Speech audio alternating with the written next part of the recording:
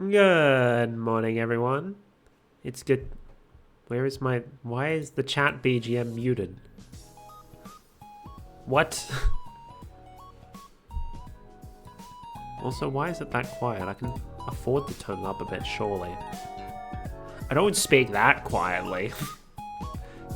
Good morning, everyone. It's good to see you again.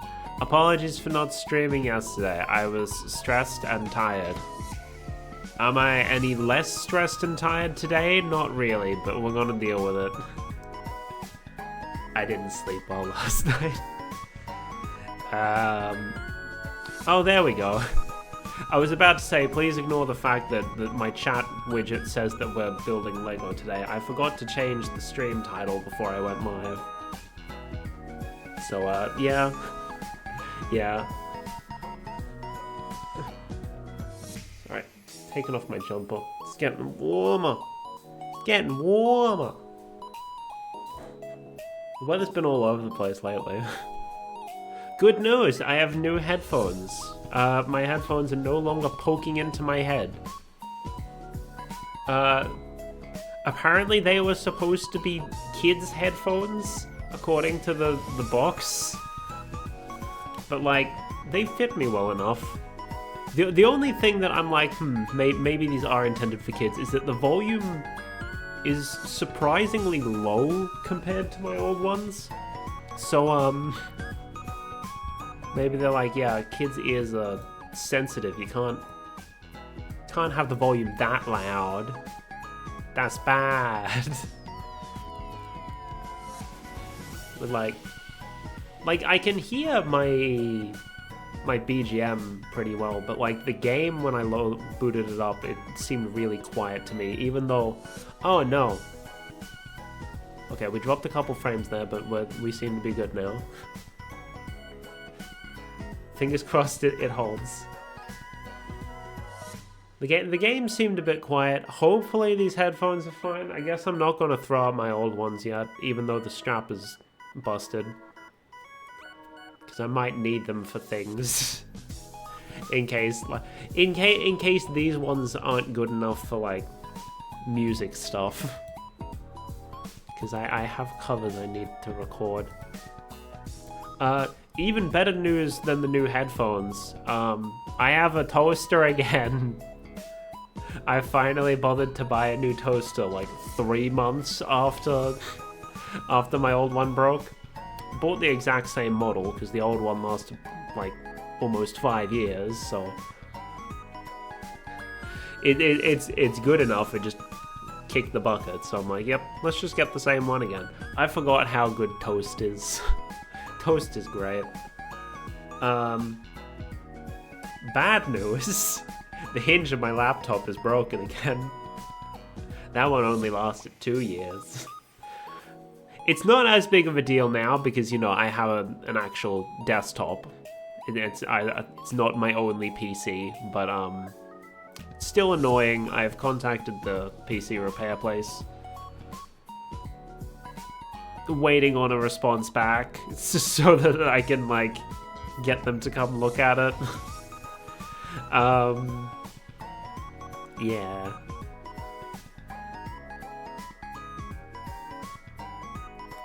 Brain shutting off. We're gonna play more Ace Attorney today.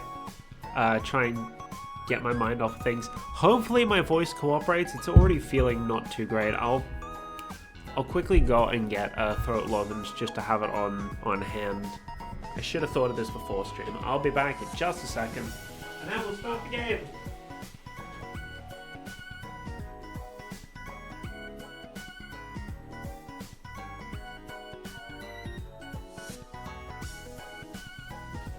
I have a lozenge. I have a lozenge. Let's play.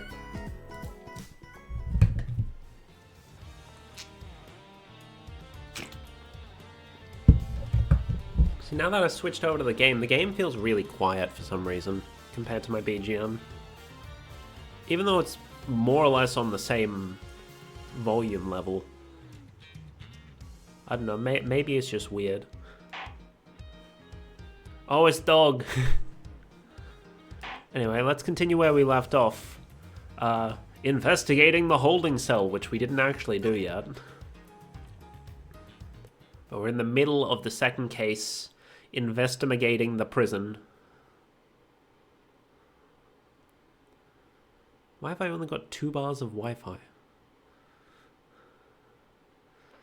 March 28, 1:12 p.m. Prison corridor. Now, to gather the evidence I need to bolster my case. Hey, Mr. Edgeworth! That's the best hiding spot she could find. She replaced the monkey. It's alright, Kay. You can come down now.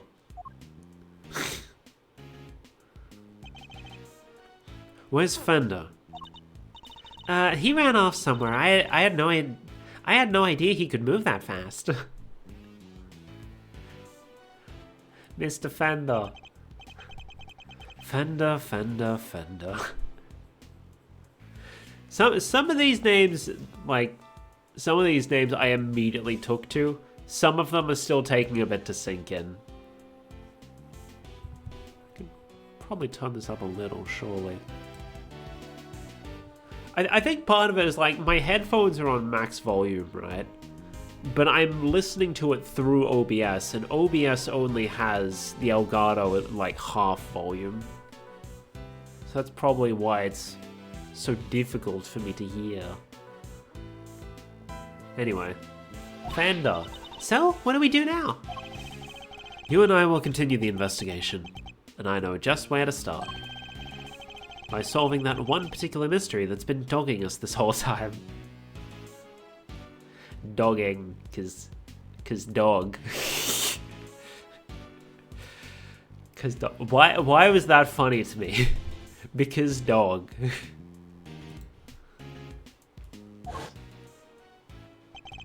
Knight's body was found in one of the prison workshops.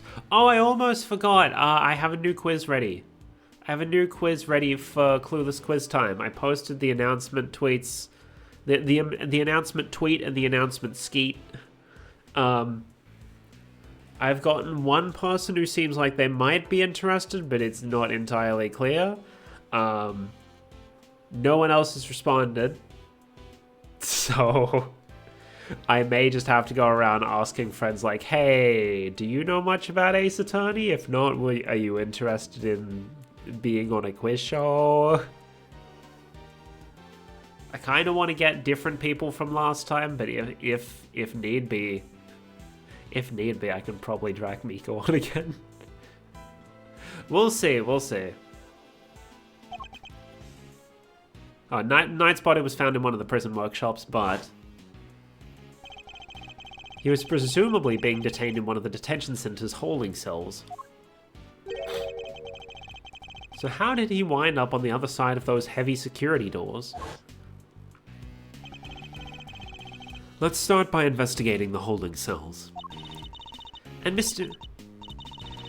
Knight's room, right? But, what about Mr. Fender?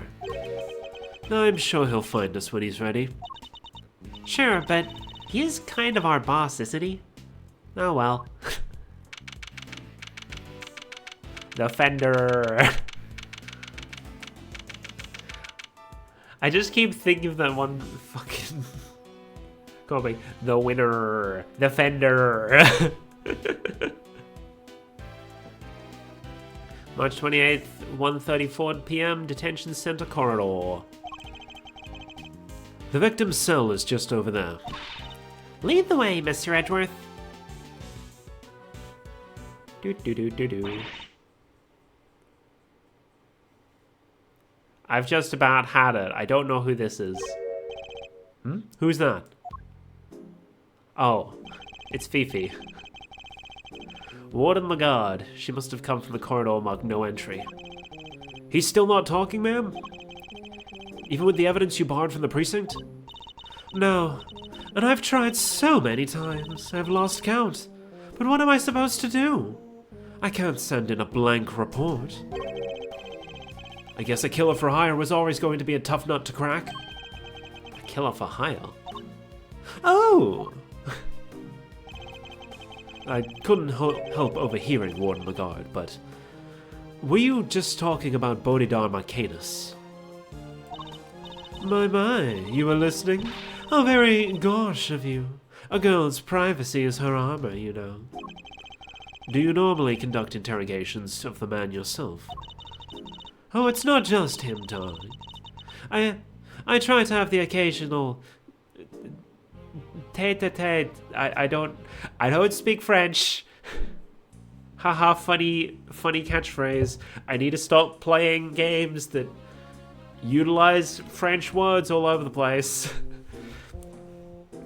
With everyone, you see. That's what it means to be a member of the family in this little home of ours.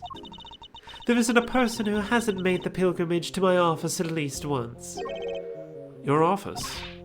How sweet! He's angling for an invite. Well, I suppose it is the hottest ticket in town. It's down this corridor here, darling.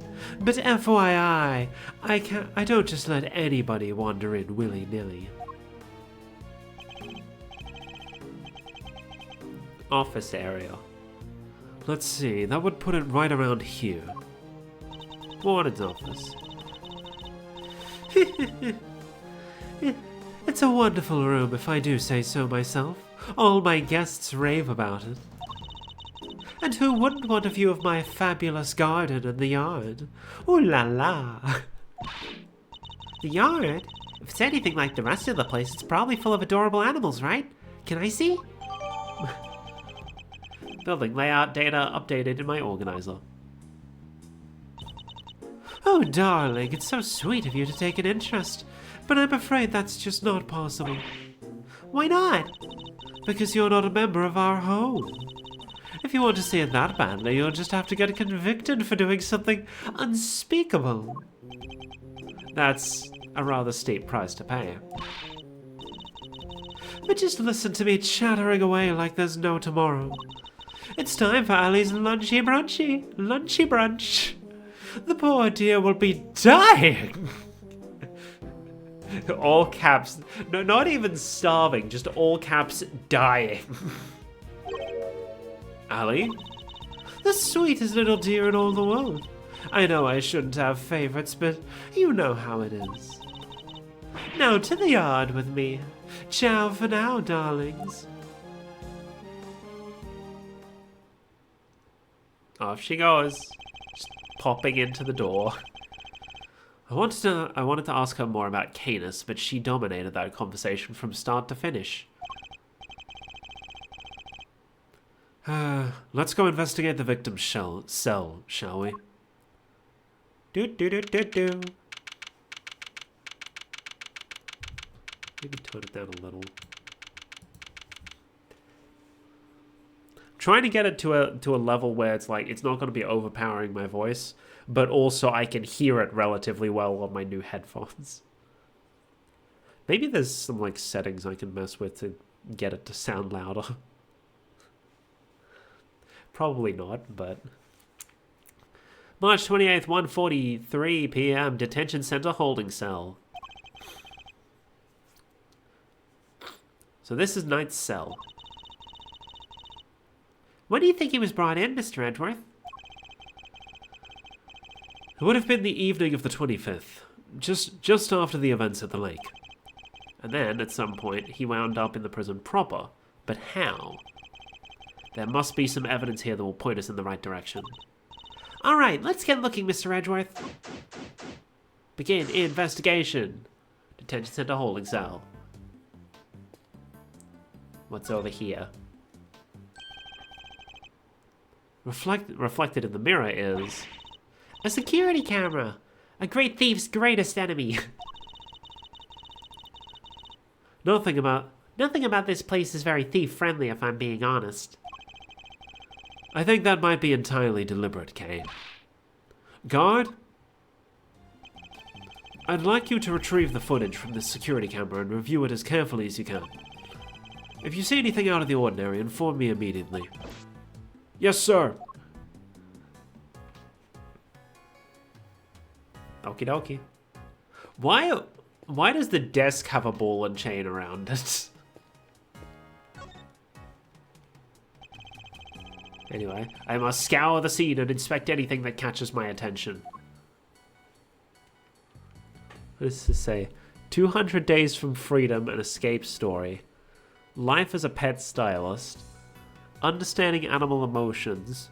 You'll laugh tomorrow, and anthology. Making money while serving time. A second chance at life. Okay. Wow, that's a lot of books. Let's take a look. Okay, now they're going to just read all of them anyway. You'll laugh tomorrow, an anthology. Understanding animal emotions. Life as a pet stylist. Maybe there was more to Mr. Knight than meets the eye. Sadly, I don't think these were his. Okay, virus scanner. Sure. I'm glad you filtered those for me, but do you have to pop up right now? Oh, what am I doing? I've been playing off the small screen. I should maximize it. There we go. Jeez, I don't stream for one day and I'm this out of practice. Sadly, I don't think these were his. Let's put it up a little. I want to be able to hear it, but also I'm like worried because like if I put it up too high, then it's just going to overpower my voice. They were likely specially selected and placed here for the detainees, with the hope that they would want to better themselves during their time here. A second chance at life. Interviews with a former prisoner. These books appear to have been written by current model prisoners and former inmates. Oh, I like the look of this one. 200 Days to Freedom, an escape story. And this one too, making money while serving time. They literally mentioned all the names. I didn't have to read it out myself. This facility may have more deeply rooted problems than I thought. Ooh, what's the menu doing here, Mr. Edgeworth? It seems those held in the detention center are able to choose what they'd like to eat each day. If they can afford it, that is. Money makes the world go round, I guess. Doesn't that make life super easy for rich detainees? Well, Kate, bear in mind that the people held in these cells haven't been found guilty yet. Some of them don't deserve to be punished. Quite a few of them, in fact. So you're saying it's fine that people with money don't serve as hard a time of it as everybody else? Ugh. How did I wind up defending the practices of the detention system? K's based. K is based. She makes a very valid point. Any crime where the penalty is a fine is not a crime for the rich. Etc., etc. Ban me, Twitch. Ooh, political speech. I saw that fucking guy. I'm not gonna label myself as a political commentator just because I'm fucking trans. Eat shit. If they ban me, then fuck it. I'll just move back to YouTube.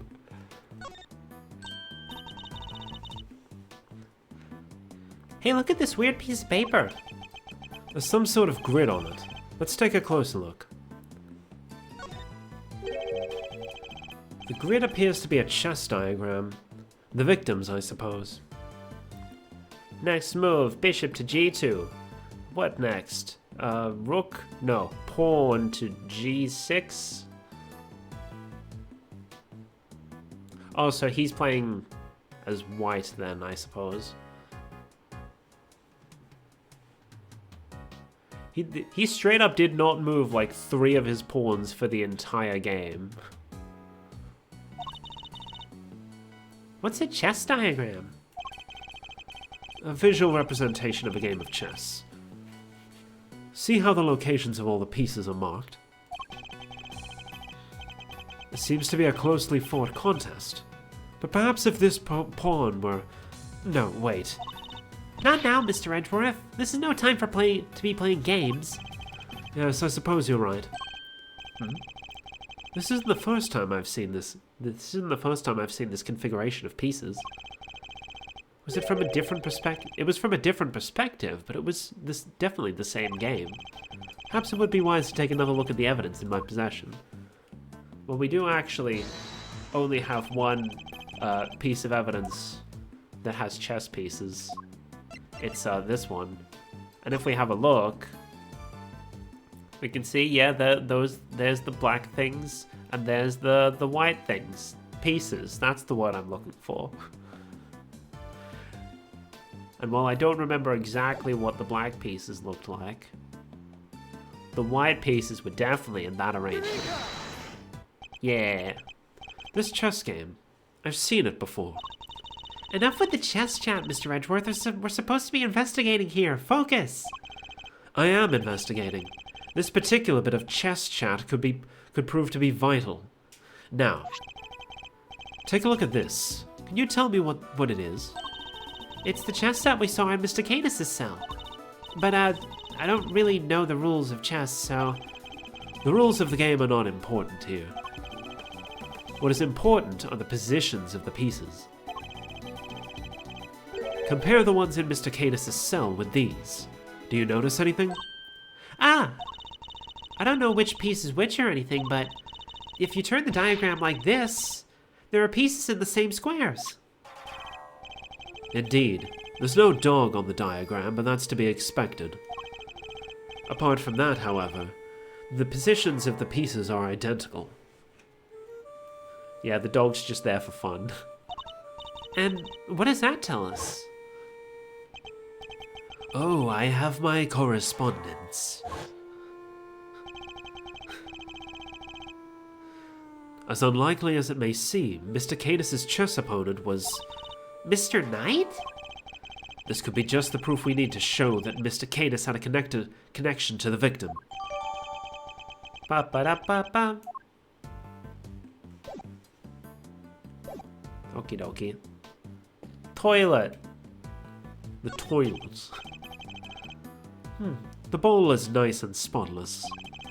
And there are no signs that the toilet paper has been used. Everything seems to be in order with this toilet here. What? Are you serious? Why? What's wrong? There's no door. There's not even a curtain. Whoever designed this place should have a little more thought about the people who have to live here. I think there might be a reason behind the open plan layout. What do we got here? I must scour the scene and inspect anything that catches my attention. Well, we're right here on his jacket, so I guess we'll start with that. This must be Knight's suit jacket. So I've been doing some research of my own. Oh? And what have you discovered? I've discovered that guys who look good in suits tend to be popular with the ladies. K.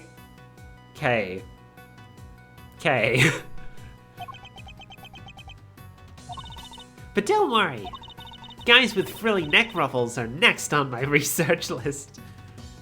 I mean, Edgeworth may have neck ruffles, but he is still wearing a suit.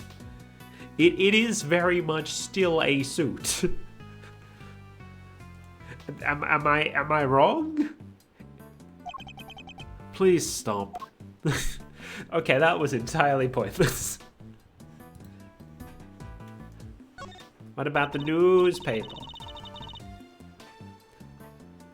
Hey look, this newspaper's got a chunk missing from it. You're right. A few of its pages have been roughly torn out. Newspaper from the day before the incident. A few of its pages have been roughly torn out. But why? Maybe Mr. Knight wanted to clean his cell but didn't have a cleaning cloth? It's not a totally implausible theory, I suppose. But who would want to try to clean their cell? I can think of one person, but she doesn't show up for a few more games.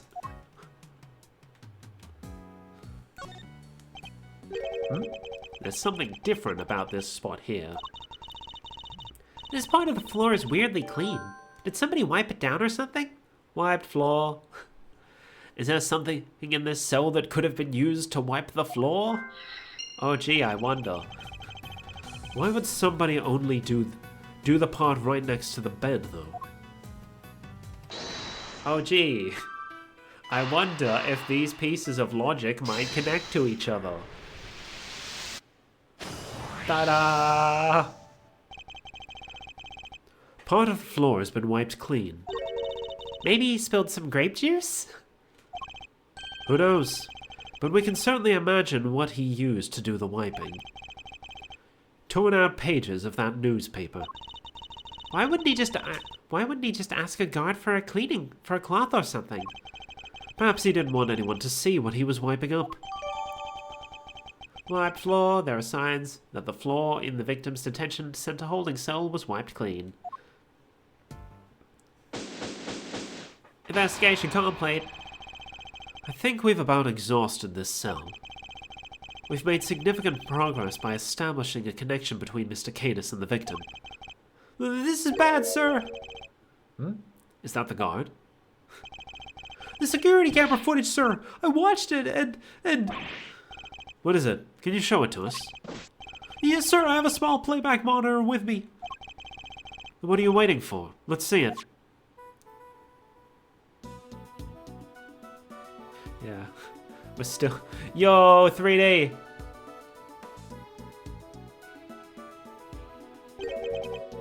Was that... Yeah, this is the year 2000 and something, and 2000 something teen, I'm pretty sure, and we're still using VHS. That's Ace Attorney. Was that black thing? It's that dog, right? Until now, our assumption was that the crime had taken place inside the prison proper. But it seems that assumption may have been wrong. Knight had actually been attacked in this location. In the holding cells. Naturally. Right here in the detention center. And the perpetrator was indeed Mr. Cadis' dog. This is just the evidence we need. Security camera footage. Footage of a detention center holding cell showing the victim being attacked by a dark form. And if this is where Knight was actually murdered, then one of the pieces of evidence we found here in this cell takes on a whole new meaning. If Mr. Knight's cell was the crime scene, which piece of evidence takes on a new significance? It's probably... Well, we only found two pieces of evidence in the cell. It's probably the fact that the floor was wiped. The floor of Knight's cell was wiped clean, presumably to remove something.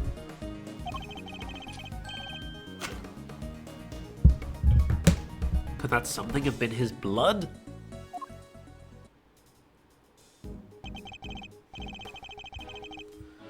Thank you, officer. Would you mind doing me one more favor? Name it, sir.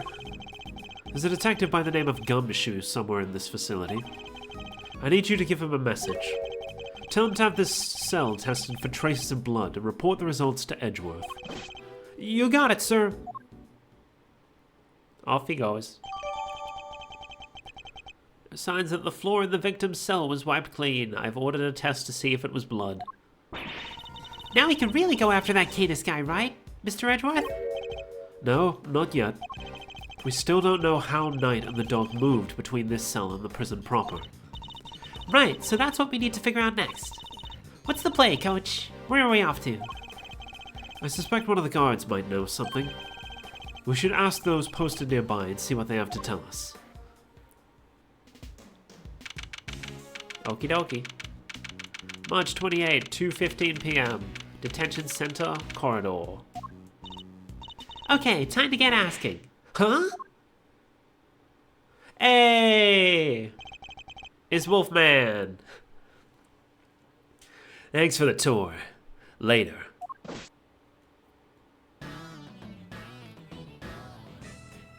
He's got a cool theme song. Well, well, Mr. Prosecutor and his little friend. I didn't expect to run into you here. Must be my lucky day. This is Agent Shilong Long from the Interpol. I used to call him Shilong Lang, but I have since learned that his name is supposed to be Chinese, and the Chinese pronunciation of it is Long and not Lang. so... Shi Long Long of Interpol. He was in charge of a case I worked on 2 weeks back. It feels weird saying it like that. Like, most Ace Attorney games, there's like a year between them or whatever. But here it's just like, nah, it was 2 weeks ago. And the cases take place in the span of a couple days. I thought he had gone home to Zheng Fa after that, but here he is. You had some business to take care of, I take it, Agent Long? You could say that. Nothing that need concern you, though. Hee. First a black hound, now a wolf, and all in black. Hey, wait, why are you all alone today? That's true. Usually is accompanied by an army of police officers. I hear you were at it again a couple days back, sticking your nose into things. Couple days back? Ah, he means the incident with the president of Zheng Fa. Actually, I had thought you might be there as well, heading up the security detail. Ha! Our president doesn't have much faith in the efficacy of his own country's police force. Maybe now they'll think twice before using contractors again. Amateurs. Agent Long doesn't have much faith in prosecutors or the courts to do their jobs right. Which is why he's so meticulous about investigating with his hand-picked cream-of-the-crop officers. Indeed, no doubt things would have turned out differently had you and your men been in charge. My man, huh? Yeah, those guys aren't around anymore. What? They're not? Funny, it's funny, isn't it? I'm a real lone wolf now. Ha ha ha! What are you saying, Agent Long? What on earth happened? I told you. It doesn't concern you. See you around, Mr. Prosecutor. Off he goes.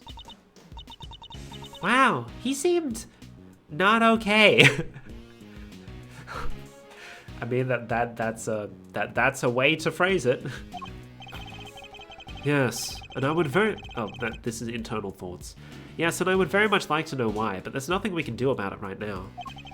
We'll worry about Agent Long later. We have an investigation to conduct. Alright, let's start by talking to these guards. Hello, Mr. Guard. Oh man, I am in so much trouble. What's the matter? You seem perturbed. Oh, well, you see, one of my uniforms is missing. I could have sworn it was right here in my locker. I guess he's Shaggy now because he said, oh man.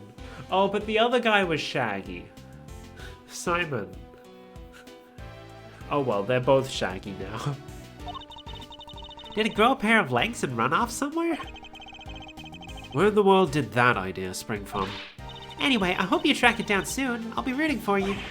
Thanks, I appreciate it. Basic guard uniform stolen from a guard's locker in detention center corridor on March 26th. What about you, sir?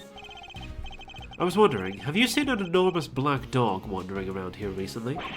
That thing? No way! If I had, I'd... Well, let's just say I'd be a lot more nervous about standing guard here. So, do you and this dog have some kind of history or something? No, Kay. You should know when to let sleeping dogs lie. By the sound of it, Cadus's dog hasn't been spotted on this side of the heavy security doors. Hey! Are those my faithful assistants I see before me? There he is. Fanda, and where exactly have you been? Where have I been? I've been looking for you two. Been searching high and low. Wandering lonely. Is lonely a word? Lonely. Lonely is in fact a word. What the fuck? The English is a joke of a language. Wandering lonely through the prison halls. It was terrible, I tell you. But the prison's over there on the other side of the facility, boss. So listen, I got the lowdown on some seriously dynamite material. You want to hear it, right? Right. Seamless. I was chatting with a few of the guards. They told me something très interessant. I don't speak French. Why does this game insist on throwing French at me? I thought I was done with French after Great Ace Attorney. Whatever I play next, whatever I play after this game, it's gotta be something that has absolutely no French in it. Turns out the Bronxster had himself a little incident 2 days ago. Pre-mortem, if you catch my drift. An incident? Simeon told you he came to visit his pal, right? Well, it happened right after they'd wrapped up, when Bronco was being escorted back to his cell. It was just one guard, and he was handcuffed, obs. They'd made it back and the guard was taking off his cuffs when the Bronxster clobbered him, knocked the poor guy out cold. Sounds like it might have been the prelude to a jailbreak. Because when the other guards showed up, they couldn't find their comrade's keys. Were there any rumblings about Knight attempting an escape? Asked the bit that fries the old nog. There were none. He just sat in his cells. He just sat in his cell, then he turned up dead. And what's more, he swore right to the end that he never stole the keys. He turned his cell inside out too, but no dice. The guard who was struck, what did he have to say? Nothing. Poor guy was still out when they took him to the hospital. Word is, he's still there. So there's nobody around to tell us what really happened. Mr. Knight's cell key. A guard was attacked and his keys, including the one to Mr. Knight's cell, were stolen. They have yet to be recovered. What the? It's you, losers! That's all we need. Loser! Oh! That's another play on his name! Because he's the winner, so everyone else must be losers. You know, the more I see what they do with this guy's name, the more I'm like, yeah, okay, the winner name is fine. I'm good with it. Cause they admittedly, the best is still the best name, but they are finding a bunch of fun ways to work winner into things. So like, you know, I'm happy with it. Why are you still hanging around here like a bad smell? Hey there, little buddy. Listen, Miles here is working with me now as an associate. But nonsense! You're all just here to cause trouble and turn my investigation into a fart! Eustace means farce, of course. A simple slip of the tongue. Seemed like a reasonably apt choice of words to me. Judge Gavel, good to see you again. I know who you are. You're Simeon Saint's attorney. Guilty as charged. Now that we've broken the ice, how about a friendly... Or not. I'm totally cool either way. Now, did I hear you correctly? That Mr. Edgeworth has joined the defense team? Yep, and me too. We're officially employees of Edgeworth & Co. But a prosecutor is a public servant. You would draw your sword on the goddess to work for personal gain. It's not a problem if I'm not getting paid, though, correct? Exactly, what he said. Miles here's just a volunteer. Well, about the pro bono stuff over at Edgeworth & Co. How wonderful. So we all work without reward? The goddess would surely approve. Yeah, I'm a regular philanthropist. I don't think he meant himself, but sure. Judge Gavel, I was hoping to ask about the grounds for Simeon Saint's arrest. That information is only on a need... Is that a challenge I hear? No, I was just asking Judge Gavel. I am always ready for a little verbal combat to show you what it takes to be a real winner with a capital W. How is it verbal combat if you won't let me speak? Still, this could prove useful. Fine, we'll do as you suggest. Now, if you could begin by telling us why Mr. Saint was arrested. There will be no need for that. Eustace, we should... Ha ha ha! Not now, Gavel. Watch and wonder. As I put this pathetic prosecutor in his place, he's going to run rings around me. I think you meant to say that you would be the one running rings around me. And I will, so badly that your ears will be ringing. Prepare to be humbled, Edgeworth. What the fuck? My man is goofy as fuck. Reason for arrest. Wait a second. It even has his fucking theme song instead of the regular testimony theme. You want to know why I arrested that man?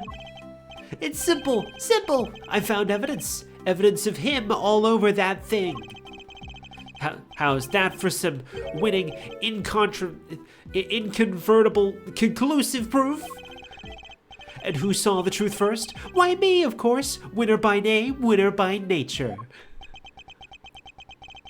Where do I even begin? Look at you, utterly lost for words in the face of such mastery. I'll take your silence as yet another win. Honestly, does he ever shut up? You said you were the one who arrested Mr. Saint, but do you even have the authority to do so, Mr. Winner?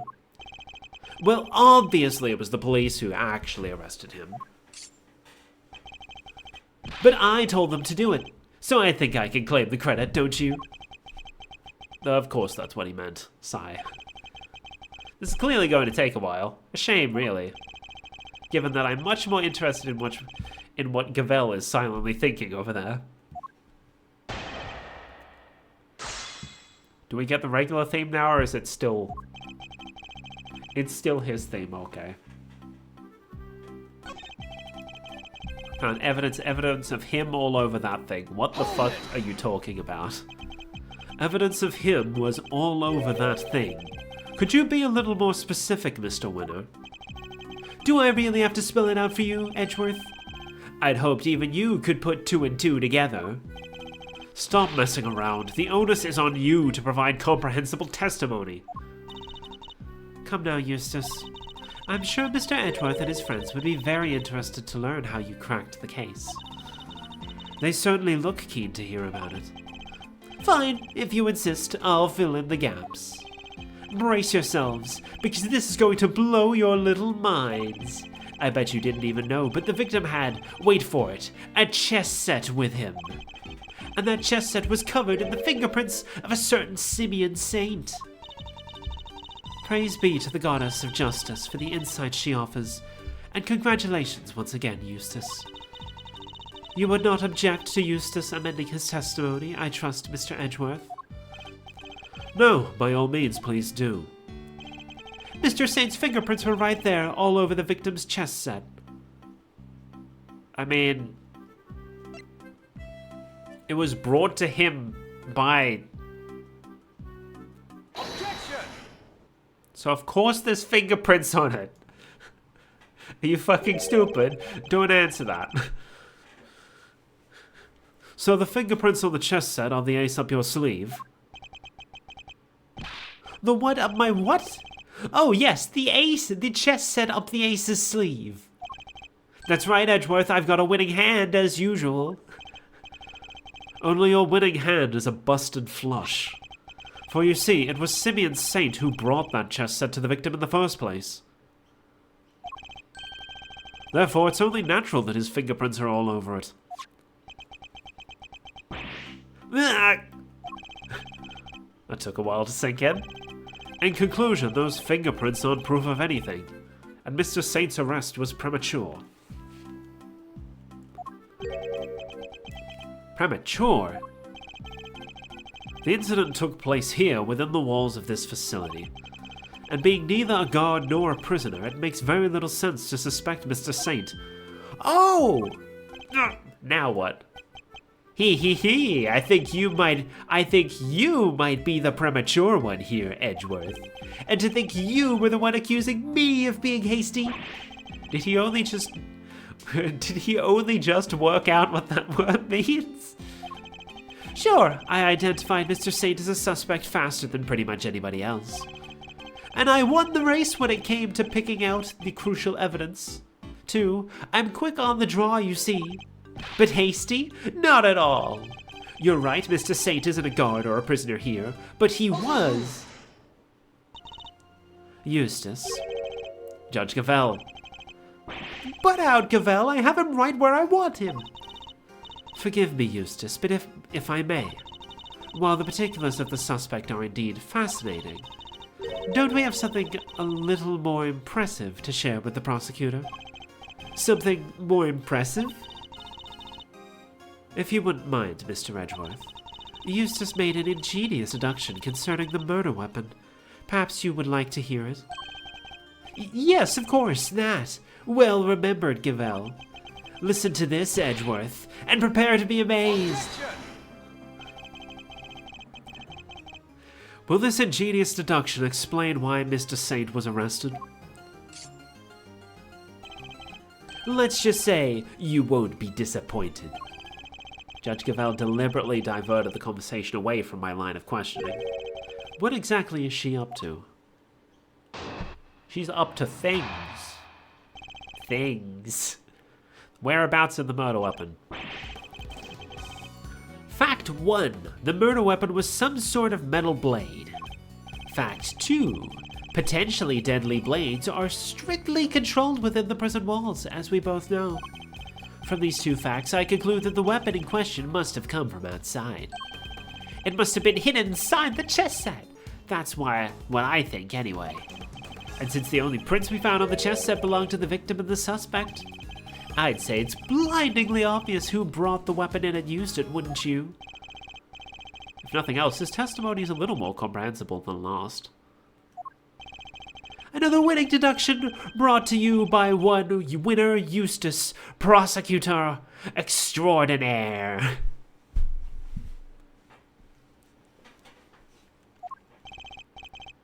More like one winner, useless prosecutor. One winner, useless prosecutor extraordinaire. So, okay, so Eustace was chosen because it sounds like useless, and winner, I guess, was partially because winner and partially because wiener.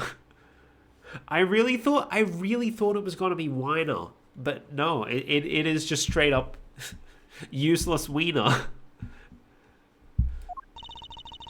But how could anyone even hide a weapon inside that chess set? Good question. Why don't you take a look for yourselves? Inside the chessboard? I suppose there's only one way to find out.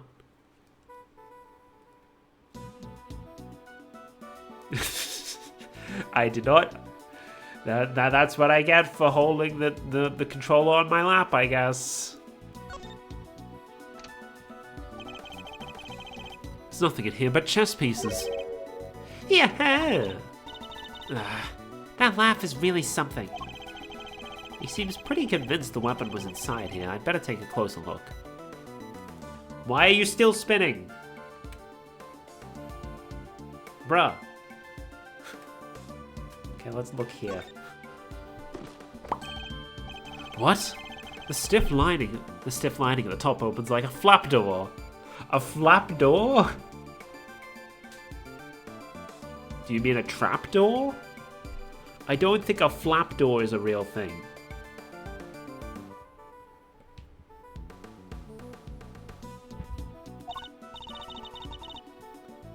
Wow, there's plenty of room in here. Indeed, more than enough to hide something like a small knife.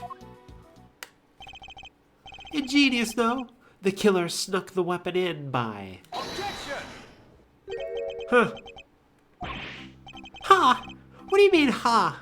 Let me finish, will you? I fear you've not been listening, Mr. Winner, or perhaps you've simply forgotten. The detention center is outfitted with a security gate. Huh? I mean, yeah, and? The security gate also acts as a metal detector, Eustace. We must pass through one way. We must pass through another one.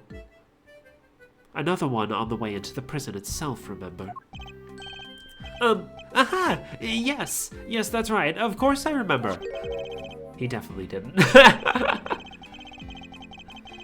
It would have been impossible to smuggle a metal blade through such a gate into the facility, which would seem to blow a rather large hole in your reasoning, Mr. Winner.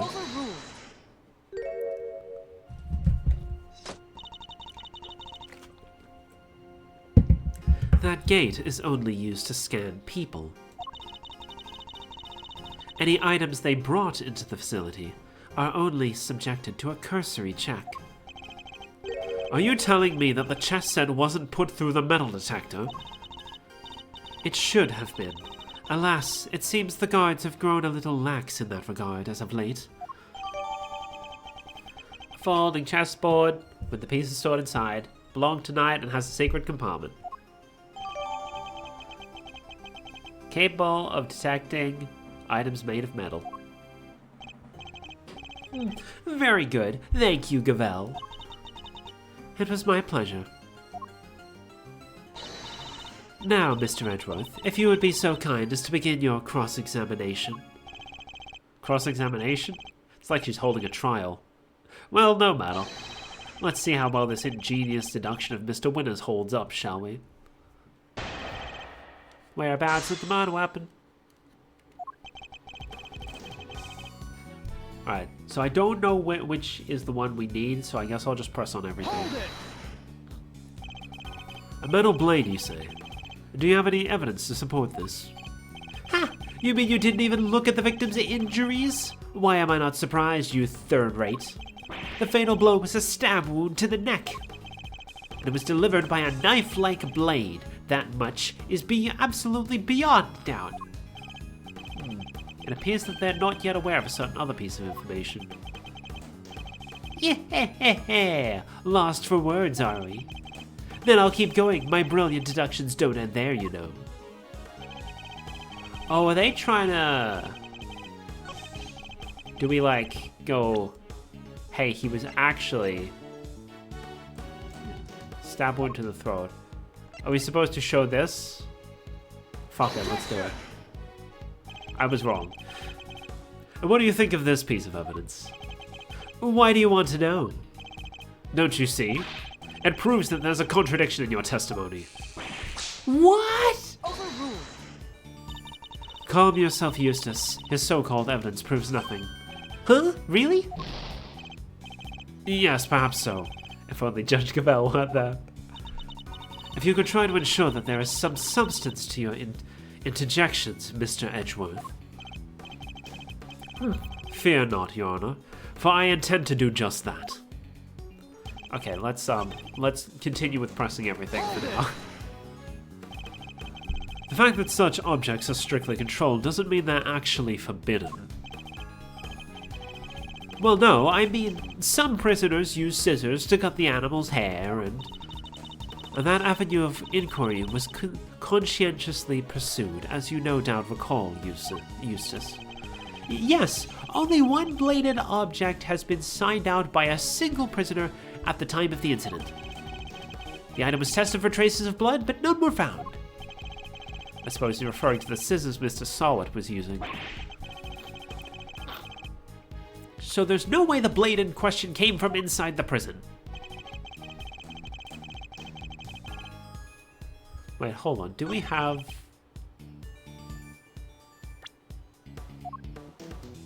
No, we don't have it. Okay. That's something we get later, I guess. I'm thinking ahead. Hold it! Outside? What does that mean exactly? Haha! The opposite of inside, you numbskull! Was that an attempt at clarification or a put down? Because it clearly accomplished neither. What Eustace means is to say that it must have been brought in from outside the prison, by Mr. Saint. Honestly, Edgeworth, if you haven't figured that out by now, then you're an even bigger loser than I thought! The feeling is mutual, believe me. Mr. Saint clearly brought the weapon into the prison. The question is how? Must have been hidden in the chess set. That's what I think anyway. But no murder weapon was found at the crime scene, and there's nothing inside the chessboard either. I'm curious, Mr. Winner, Do you also have thoughts about where this weapon might be? Well, the perpetrator must have hidden it somewhere in the prison. Is there a problem with this claim? Prison search, yeah.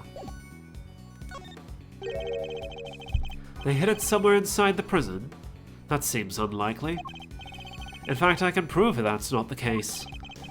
What evidence suggests the murder weapon isn't hiding somewhere in the prison? It's this. Yeah, let's go. I'm starting to worry about your memory, Mr. Winner. Didn't you and the good judge search the prison with Warden Lagarde? And didn't you fail to find a likely murder weapon? Well, yes, but I guess we just missed it, that's all.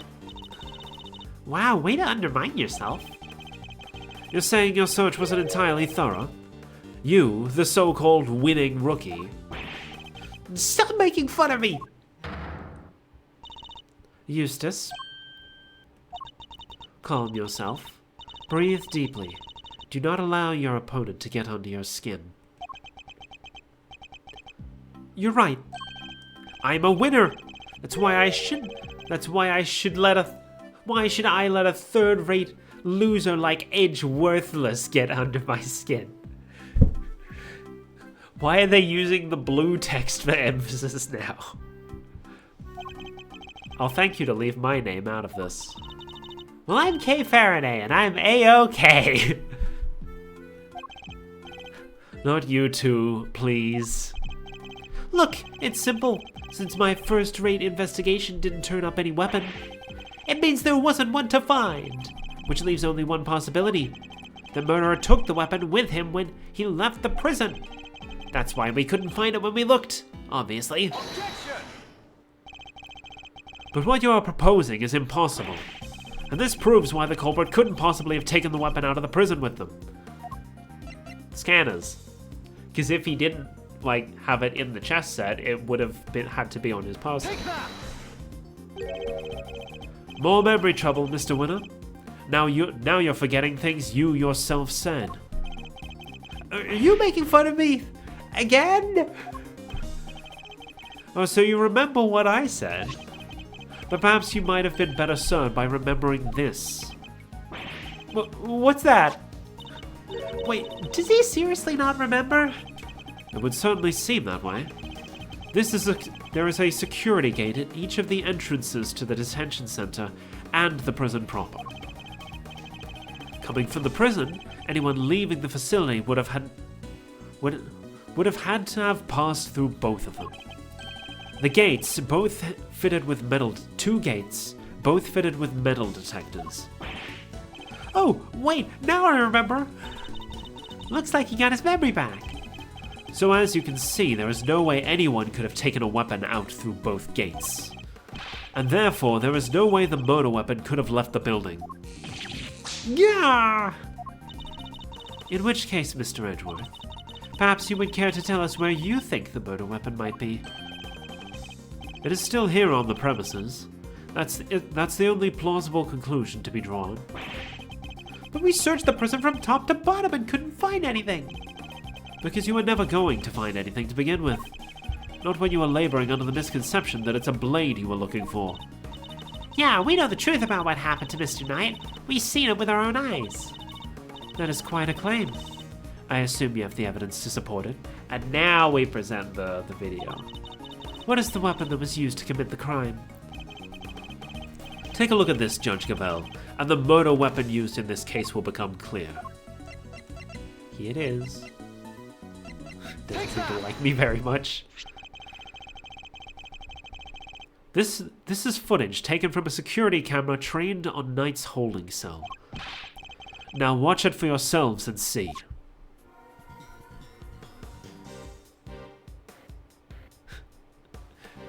Why is it so fast? It's like sped up.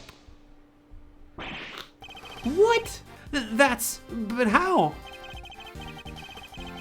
This footage captures the moment the victim was attacked by a black dog. More than sufficient proof of how he really died, wouldn't you say? Yes, it is certainly significant. So now we know that Knight was in fact killed in his cell by a vicious dog. A dog that moved the victim's body to the prison workshop post-mortem. We know this thanks to an eyewitness who saw the dog in the workshop when the body was discovered. Why has Fender said absolutely nothing this entire time? As soon as all this started, he just took a step back and was like, yep, you can handle this. Of course, I think we can all agree that there is no way the dog could have planned such a crime by itself. Indeed, I fear it may be his handiwork after all. That's quite enough of that, Mr. Edgeworth. Judge Cavell, you are correct that this footage is an important piece of evidence. But it also raises an important new question. A question that I suspect you have also been asking yourself. She's right. There is one major problem with my version of events. It is getting cold again. I'm going to put my jumper back on. The sun decided to go hide. God, put my objection hoodie on. My rainbow objection hoodie.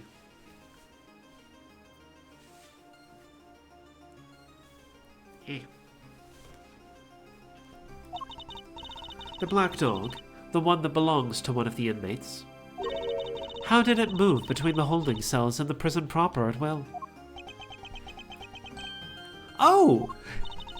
How do we answer that one, Mr. Edgeworth? The truth is, I don't know yet. Huh, of course not. Can it, Wonder Boy? You didn't even notice there was a problem. Until the defense provides an adequate explanation, the court cannot accept your line of logic. That is all. This court is adjourned.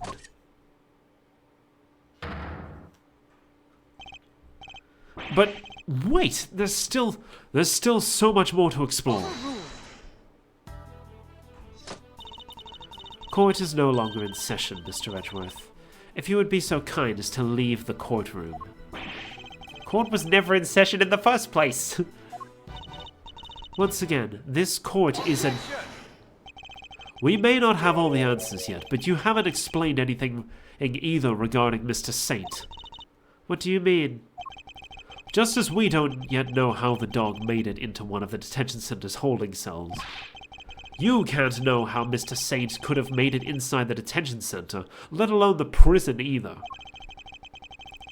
He would have been allowed as far as the visitor's room to see his friend, but no further. So it's hard for me to conceive how he could have committed the crime in a place he had no access to. Judge Cavell, I believe it's your turn to provide some proof. Proof that Simeon Saint was able to enter the prison.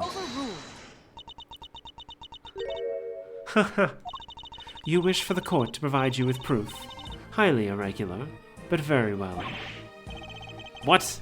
They actually have something? Now seems like as good a time as any. And I suppose you have been kind enough to share your own theories on the case. What's she building up to here? Mr. Edgeworth, I suspect you don't know what Mr. Saint does for a living. So allow me to fill you in. He is a circus performer. A what?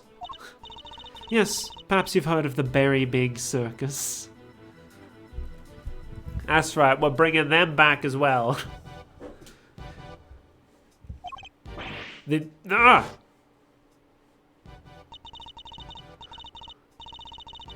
Oh, don't be silly, darling. Of course I was. Yesterday was a very important day, after all. Important in what way, exactly? A big meeting of some kind, perhaps? A meeting? Oh, heavens, no. I couldn't think of anything worse. No, yesterday the circus came to visit. You see it now, I assume. I am sure you are aware a show was held yesterday for the prisoners' entertainment. A show featuring animals and performers, performed by members of the Berry Big Circus. So does that mean Mr. Saint... Yes, Mr. Saint was allowed inside the prison as part of that show. A fact that has been confirmed beyond reasonable doubt. No! I love that Edgeworth's screaming is always Nagoo. Or is it supposed to be Nago? I don't know how to pronounce that. She held on to that fact until the last possible moment.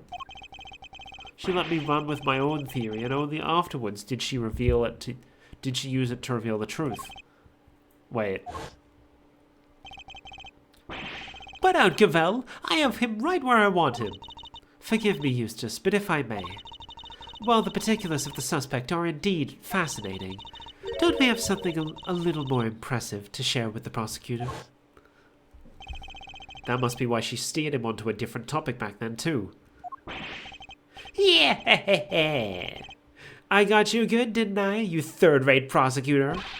This has nothing to do with you. Gentlemen, this court is well and truly adjourned. If I may offer a word of advice, Mr. Edgeworth. Your conduct as a prosecutor is already in question. You would do well to remember that you were removed from this case for that precise reason. What are you trying to say?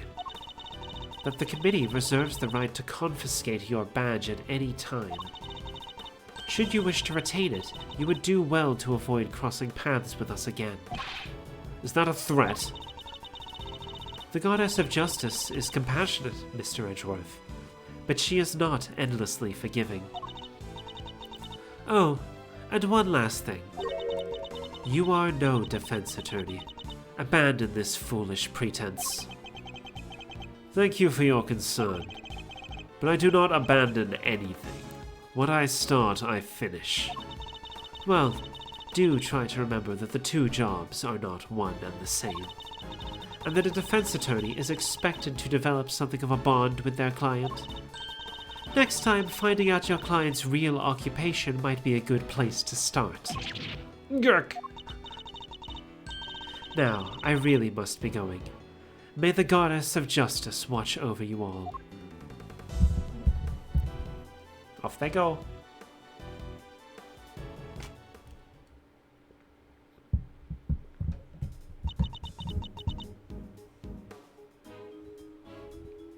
So Simeon lied to us. Not just you two. Guy took me for a ride too. What's his deal? Whoa, you're not having second thoughts about all this, are you, Malsey boy?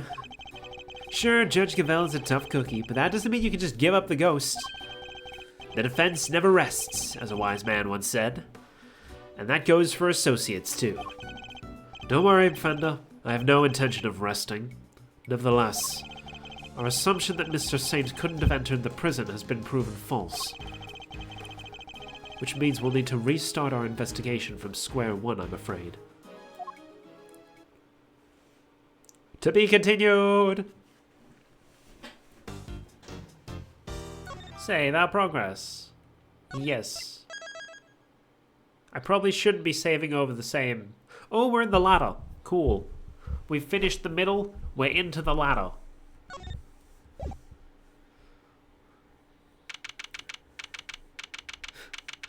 I like how none of us are actually sitting in the chair because they didn't want to have to make a new sprite for one of the characters sitting. March 28th, 3:02 p.m. Detention Center Visitors Room.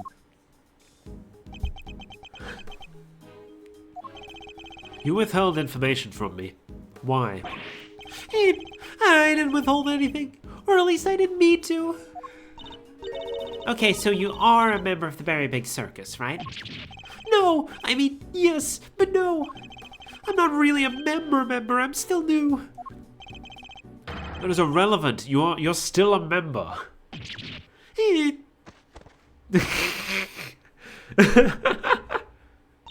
That's certainly an animation. Let's try this again. Why didn't you tell us? Because it would have looked so suspicious. Me being a performer at the circus show. And me being friends with Bronco. I thought that if anyone had found out, nobody would believe I was innocent. Not even you, Kay. I thought I made it clear that I believed in you. But When you stare at me like that, I get so terrified, I... You're a real smooth operator, aren't you, Miles? With 4 O's. Any other client scaring tips you want to share? You're really not helping, Fender. At this rate, it sounds like we really will need to question him about everything all over again. So what do you do at the circus, Simeon? I'm an animal tamer. Kind of. I'm still learning the ropes. That's so cool. Do you get to train lions and tigers and bears and stuff? Oh my.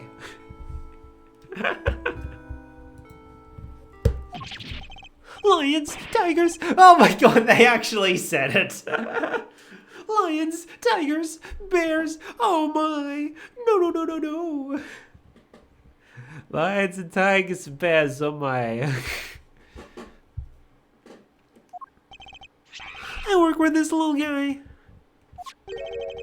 Looks pretty tame already to me. So you're not exactly a tamer, more like one of those old-timey organ grinders? What is the monkey doing in the prison? Why is he inside the detention center? Not now, money. I'm trying to... Oh, you little scamp. He's like a puppet. Something tells me it's the organ grinder who's being monkeyed around. Very big circus. When we spoke before, you said you worked at a company. I was telling the truth. The circus really is a company. We all have titles and everything. The ringmaster's the CEO, and I guess you'd call me a gopher. I even have a line manager. She's head of the animal taming department. It's part of the showbiz division. She's such an inspiration. There isn't a creature in the world she couldn't convince to do her bidding. Oh, this music. The circus theme. Heh, even Miles here? I'd like to see somebody whip him into shape. I am not some kind of creature, Fender. The creature... So this line manager, was she working with you on the show? Yes, it was just us two. It wasn't all that big of a job compared to what we normally do. She's usually the one performing on stage. I usually do all the monkey work. But I did have a bit part this time. So only 2 members of the circus are relevant to this case. What is your role in the show, sir? Alright, talk me through your movements here at the facility. Sure. I came to see Bronco at around noon 2 days ago. And that was when you brought him the chess set? Yes. And that same evening, I started work on setting up the stage in the yard. It was so hard. I had to haul everything in by myself over multiple trips. They let us use one of the rooms in the prison for storage. Workshop A, I think. Workshop A, where Knight's body was found. You mean your boss didn't help you? Oh no, I could never ask her to schlep all that stuff around. Like I said, monkey work's my job. Once it was all set up, we did a run through, and it must have been, midnight by the time I left. The next morning, I was back and ready for the show, which started at 8 a.m. Then we performed till 10. So Mr. Sate was the only one of the pair to have entered the room when the body was found. Where the body was found. And Knight's body was found immediately after the show had ended. Do you have any idea why you were arrested? And why so quickly? I've never seen a guy get booked so fast. What? Really? Because, like, the majority of cases that Phoenix takes on, the culprit is, like, arrested the day of the crime, or the day after. I guess Fender just works on more, like, long-term cases or something. Surely even Lil Winner wouldn't just pull somebody in on a hunch. Never underestimate the power of an underdeveloped intellect. I I think I might know why. When I was moving all the stuff, I went to go see how he was doing. Bronco, I mean. You went to the holding cells on your own? Tell me you had permission. No, it wasn't a formal visit or anything. I just sort of snuck over and hoped no one stopped me. But you'd just seen him earlier that same day. Why take the risk? I've known him since we were kids, when both of us were all alone. He doesn't have any family, you see, just like me. I knew he'd been feeling lonely, that he'd want somebody to talk to, so I had to go see him. You don't have any family? For a while I had my dad, but he passed away when I was a little kid. Losing one's father as a child. I know that pain all too well. He's just like you and me, Mr. Edgeworth. There was nobody else nearby when you went to see him? No. None of the other holding cells were empty and I didn't see any guards. Well, somebody must have seen you, or you wouldn't be in there. Oh no. I messed up so bad, didn't I? So the assumption is that something happened while the two were alone together? At least, I imagine that would be Winner and Judge Cavell's thinking. In any case, I think we'll need to speak to your boss next. Last I heard, she's supposed to be around today too, somewhere in the yard. Tell her I'm sorry, won't you? I'm so sorry. I can't believe I let this happen. Sure thing, Simeon. We're here for you. If there's anything else we can do, just say the word. But, I mean, there's nothing I can do for you in return. You don't have to worry about that. We're friends. We know what it's like to be in your shoes. We're all part of the same club after all, right, Mr. Edgeworth? Unfortunately so, I'm afraid. Yeah, the Dead Dad Club. Alongside every Fire Emblem protagonist.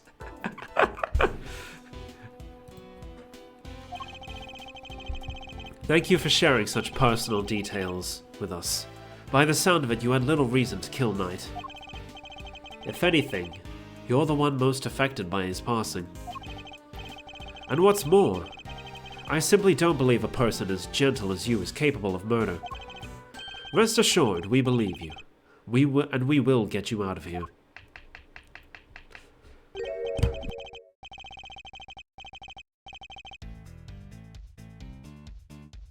Oof.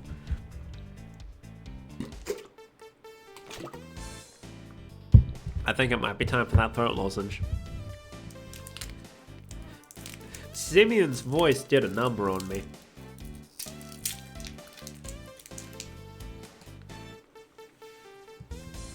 Well, what do we have here? A gosh darn defense attorney, that's what. Bravo, big guy. Can't believe I'm saying it, but you even reminded me of your old man for a moment there. I did? From the Book of Gregory, an attorney is a friend to the friendless. Simeon, me bucko, this guy'll suffer any hardship for your friendship. Things are gonna be shiply amazing. Why did he turn into Mr. Krabs? Simeon, me bucko, this guy'll suffer any hardship for your friendship. Things are gonna be shiply amazing. Ugh, ugh, ugh, ugh, ugh, ugh. What the fuck? I didn't realize Talk Like a Pirate Day had come early this year, Mr. Fender. That's just the thing. You never know when a pirate will strike next. Anyway, kid, you want some candy? No thanks. I don't like sweet stuff. Bummer.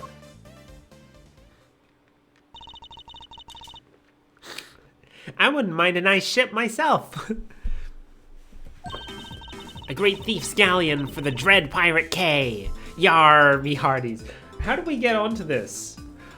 Why is it suddenly fucking pirates? I don't remember this from the fan translation. We'll sail the seven seas together and claim the greatest treasure of all, the truth. Shiver me timbers, you two will be the death of me. Come on, let's set sail for the prison yard. But no sea shanties on the way, please. What the fuck is this extended metaphor?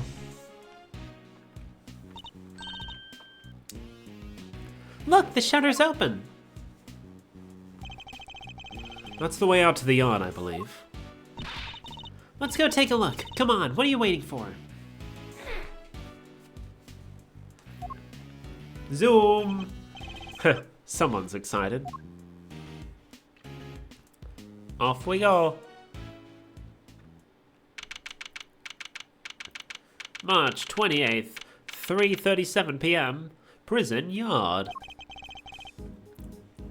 So this is the famous yard. The circus performance was taking place here just before the body was discovered. Check it out. It's like the backdrop to some epic festival.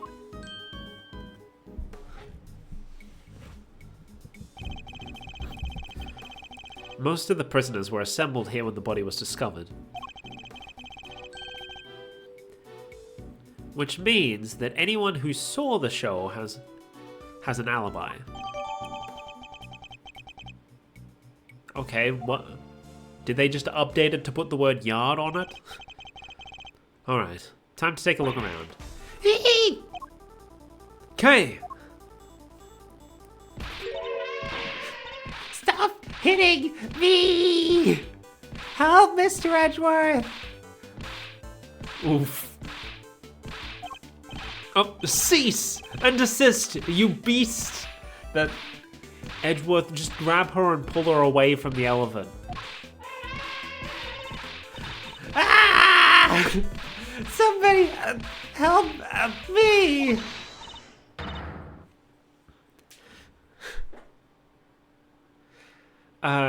Shoot, what voice do I give her? Stay, Astique, stay! Who's that? There she is. The fucking problem child that made Game 2 Case 3 so infamous. Aw, you found a new friend to play with. Good for you, girl. Play with? Your elephant nearly ate me! No way, she'd never do a thing like that. Isaiah doesn't even bite. Well, at least not very often. I believe in the fan translation, the elephant, Isaiah, was named Astique, I think? Don't know the reference to either behind either of those names. There's probably at least one, because, like, we have Money the Monkey, we had Regent the tiger, who was, you know, the partner to this woman, who we will soon find has a name very similar to Regent.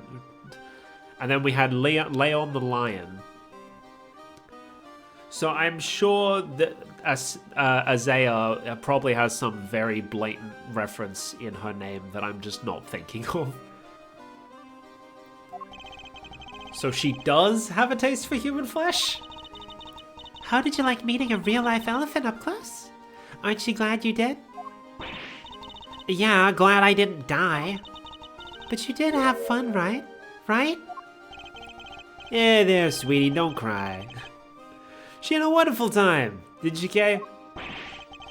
Don't mislead the poor girl, Fender. She did?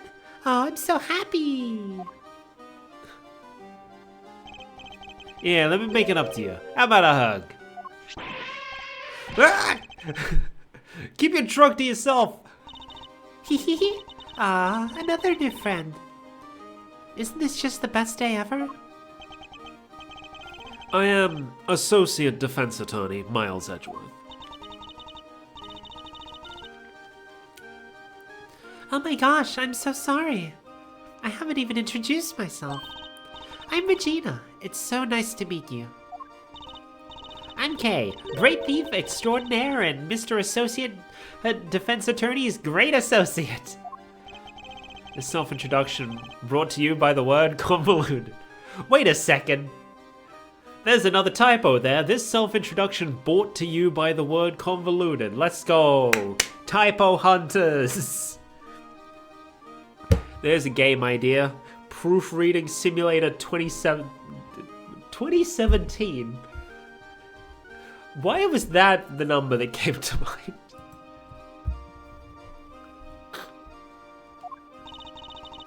And your elephant's newest friend is Mr. Fender, the defense attorney. Oh, she's not just any elephant. That's Isaiah, the Asian elephant. Okay, so Isaiah is supposed to sound like Asia. There we go, there's the pun.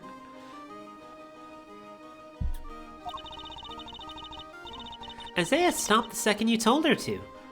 You really have a way with animals, Regina. Well, I wouldn't be much of an animal tamer if I didn't. Oh, by the way, the reason we have to have this whole introduction segment, even though Regina is a returning character, is because Edgeworth wasn't in that case, so he hasn't met Regina before. What? So you're Simeon's boss? That's right, Regina Berry, head of the animal taming department, showbiz division, Berry Big Circus. It's so lovely to meet all of you. The pleasure's all ours, mademoiselle. Name's Eddie Fender. I'm a bit of an ace attorney. So much for whipping me into shape. Yes, she's perfect. What are you muttering to yourself about, Kay? That positivity, that charisma, that energy. Regina, you'd make a perfect partner in crime for the great thief Yadagarasu. Great thief? That sounds like fun. My animals and I have stolen the spotlight quite a bit in our time. That's the one thing we don't want to steal. Gotta keep it on the down though, all stealthy, ninja-like. But where's the fun without a show? The down though sounds like it might get me down. Bummer. I think we've got a fundamental difference of opinion going on here. It would indeed appear that negotiations have broken down. Maybe next time, Kay. Well, Mr. Edgeworth, let's get cracking. Too bad we can't see much of what's beyond that metal fence, though. Indeed, and we're in sore need of information in addition to evidence. Therefore, we should make an effort to talk with any persons of interest as well. Oh, it didn't do... Or did it already do investigation start? Yeah, it must have already done it. It caught me off guard that we didn't see it happen. How old is Regina in this game? She's still only 17. Okay. Okay. Regina is problems. And not to go all spoilers and stuff. Regina is, the reason her case is so infamous is because she's like 16 in that game, and every male character in that case is lusting over her. It is unfortunate. They could have made her 18 and it would have all, like, it still would have been a bit weird, but it wouldn't have been, you know, gross. Well, it would have been less gross, is what I'm saying. And she is still 17, so, you know, Eddie going in for the hug. But I guess Eddie goes in for the hug with literally everyone, so... Maybe that's acceptable. Why is there no music? We've just got birds. Hey! Who are you shouting at? Ponds like this usually have goldfish in them, right? I wanted to see if they'd come say hello. I only see water striders. Hey, water striders are cool. They can walk on water like ninjas. Whoosh, whoosh. Man, I wish I could do that. So much for the goldfish. What about the basket? A wicker basket, or rather a cart given the wheels. Sniff, sniff. Ooh, smells like animals. I suppose they must have been using it to move things around. Hey, wouldn't it be fun to hop in and race down a hill? Ooh, you know what else would be fun? Racing down a hill on office chairs. Where did any of that come from? Okay, let's actually talk to people. If you're the head of the animal taming department, you must be Mr. Saint's boss? That's right. My dad founded the Very Big Circus. But he passed away. He was murdered. I'm sorry to hear that. But we have a new ringmaster now, and he's made the circus bigger and better than ever. He's such a nice man, and he was a good friend of my dad's too. Wow, that's great! Lucky you! I know, right? It was his idea to set up departments like animal taming, magic, and ventriloquy. Only animal taming and ventriloquy have more than one person right now. But the Very Big Circus is getting bigger and better by the day by day. And for those who know what happens in the for those who know the characters from from Regina's case, you may be wondering, man, only magic, animal taming, and ventriloquy? Where's the clowns? Well, let me remind you that Mo the Clown was a good friend of the Ringmaster. I don't know if they're going to explicitly spell it out, but actually, Mo might say in his ending in that game that he was going to be the new Ringmaster. So maybe I'm beating around the bush for nothing. Sounds like you guys are really going places. They're getting on well. I'll leave them to it.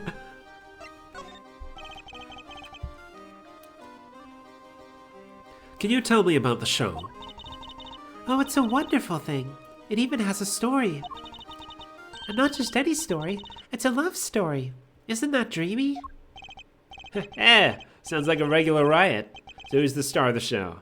Let me guess, you? No, silly. That would be Isaiah. She falls in love with none other than Regent the Tiger.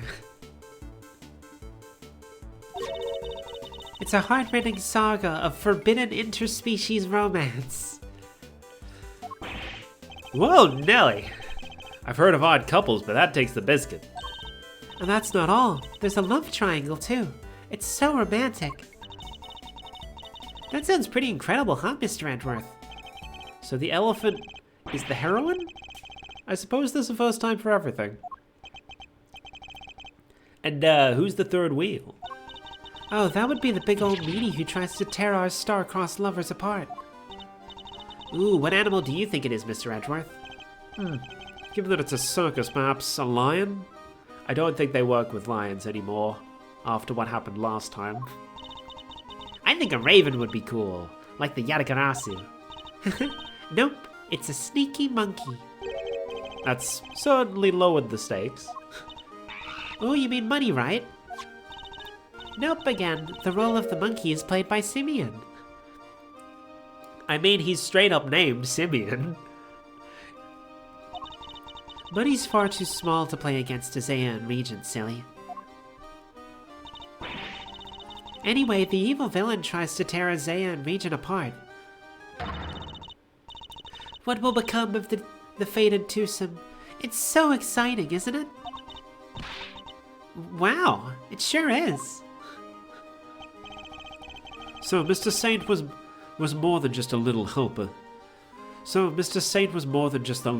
He claims to be. Poor Simeon.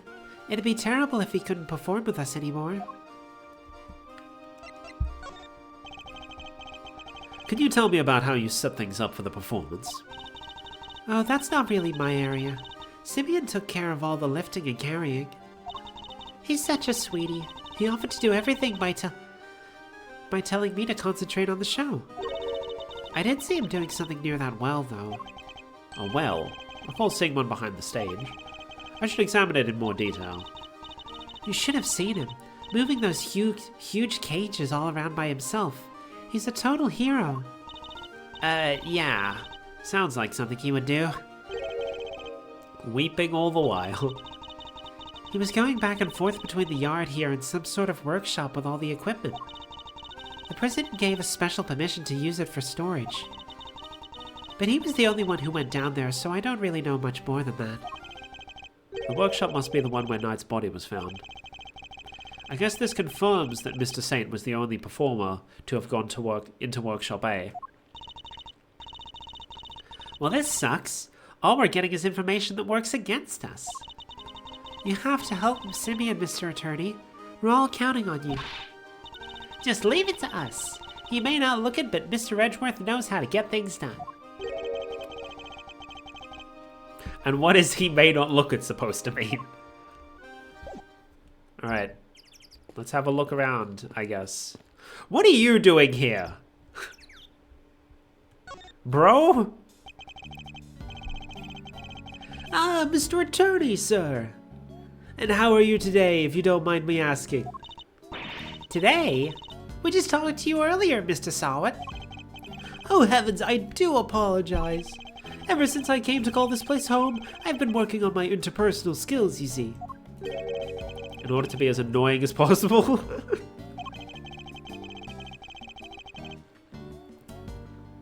I'm currently helping with the circus show's stage teardown and cleanup. But if you have need of me, I'll do my utmost to help. I'm just chipping in and doing what I can, model prisoner that I am. Yes, my stay in this prison has seen me reborn. The Frank Sawat you see before you is a changed man. A changed man who now targets the recently deceased. No, you misunderstand. That was just a moment of madness. A moment of madness? Ugh, you're a disgrace to all thieves everywhere. You're right, of course. I can't deny it. I still have a long way to go. As a thief? Anyway, as you can see, I have a shiny new bracelet now. So it's the straight and narrow for me. Like I say, I'm a model prisoner. Not that a real model prisoner would need to keep telling me that. Vocational training. I'm doing everything I can to prepare for my eventual return to society. Yeah, you even skipped the show to focus on your training, didn't you? That's right. Only 2 inmates were absent, Sawat and Canis. Why didn't you tell us about Mr. Canis sooner? Ah, that. Look, I don't think there's an inmate in this prison who'd talk about him if they didn't have to. Well, you could say he's the real one in charge around here. So, you didn't hear it from me, but, well, I guess it comes with being the fixer. The fixer? Yes, anything you need, he can get it for you. But how does he get away with it? I'm not sure, but he's the only one who does. I heard he has a secret way of getting things into the facility. I imagine being the fixer affords Canis certain privileges. Not that I concern myself with such things anymore, of course. I am far more interested in perfecting my mud pack application technique. What are these mud packs exactly? They're a special type of mud treatment, rich with minerals. It works wonders on their coats. I have been practicing on the animals here in the prison. I hope to treat them all eventually. Speaking of mud, that reminds me of a certain piece of evidence. Maybe I should try presenting it to him. You mean the... Yeah, stained with blood and mud. That's the rubber glove I dropped. Would you care to explain why it's so dirty? Oh, of course. That's mud from one of the pet treatments I've been practicing. I was giving one of the animals a mud pack right when the incident happened. I see. Around what time would this have been? Let's see. The show had already started, so around 9 a.m. perhaps? The thing is, the more mud I applied, the more in the zone I got. The darker the animal's fur became. There's no trance quite like the trance one enters when one slathers an animal with thick black mud. I think the stress of prison might be getting to him. This game is so fucking funny. I was thinking the other day, like, man, it has been a while since I've played, you know, a more upbeat, cheerful game, you know? I went from fucking Another Code to Ace Attorney to Famicom Detective Club to Emio to Ace Attorney. But, like, I guess these games can still be cheerful in their own special way, even if they are filled with, you know, death. Of course, it's all thanks to the warden that we have such wonderful distractions. I am eternally grateful. Truly I am. Okie dokie.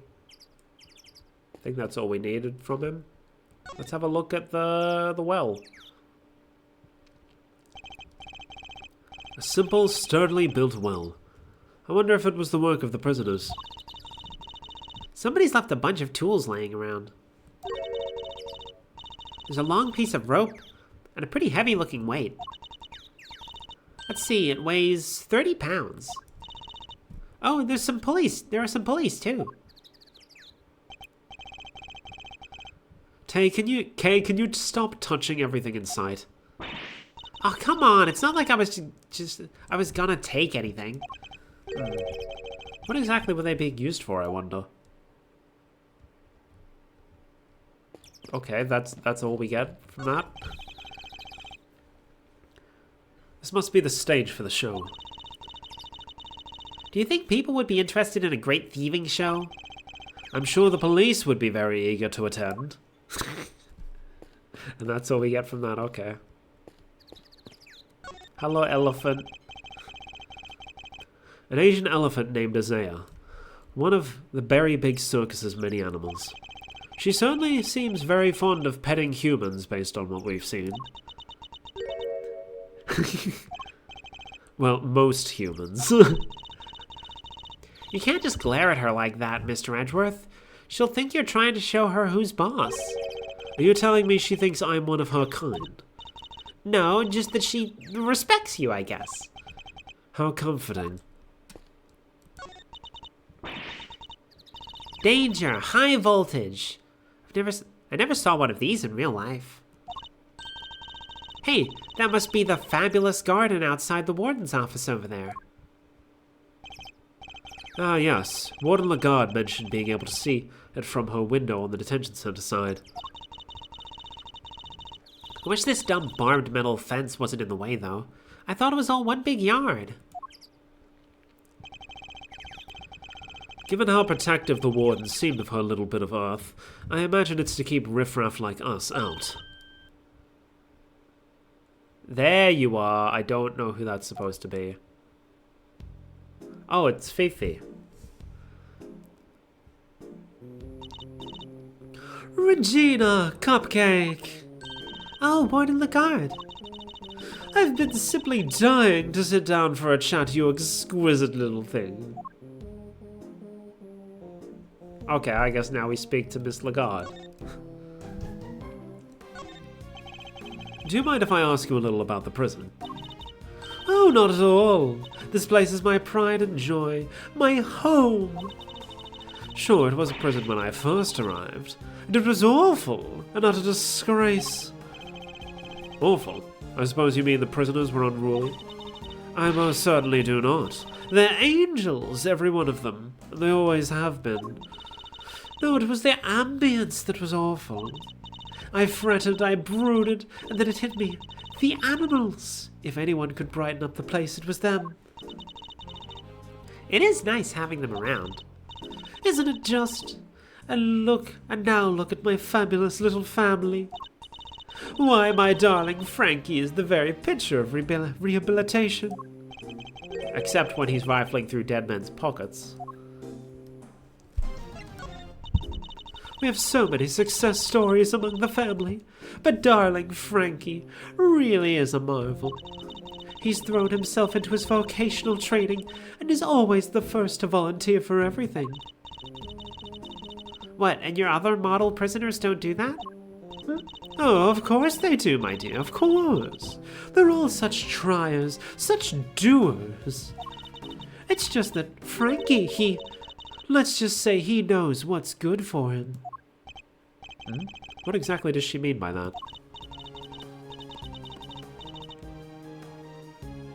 Anyway, he's a very good boy, so do try to be nice to him, won't you?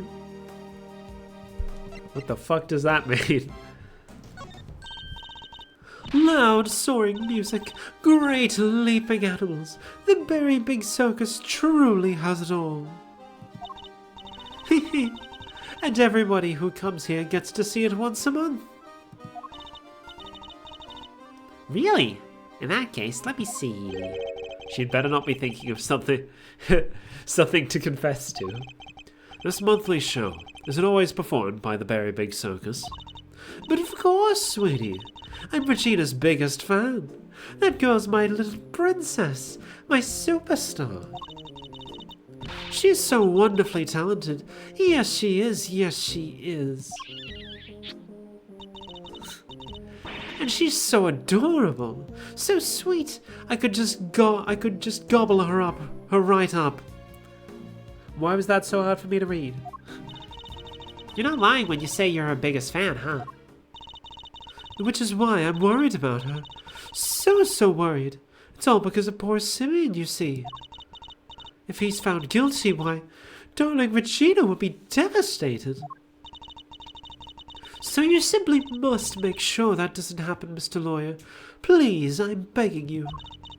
If there's anything I can do to help you clear up this awful misunderstanding, you let me know. Regina, darling, you put on the most splendid show for us yet again.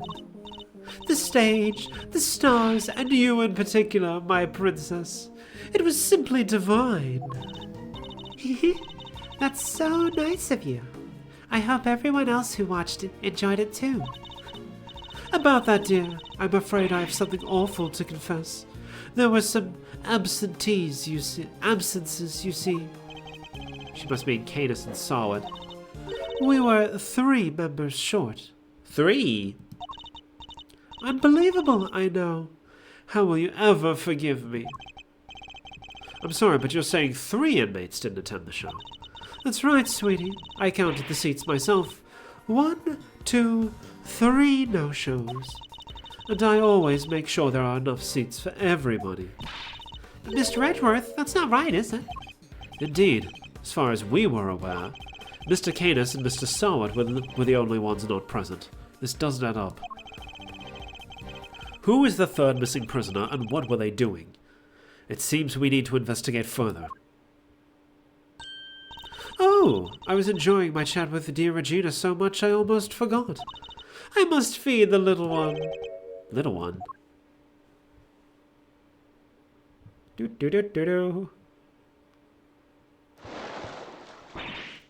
Yikes! Alligator! You're looking as adorable as always, Allie, my sweet. I'm pretty sure the alligator was still named Allie in the fan translation, so that's like one name that didn't change. And it's the name of an irrelevant side animal.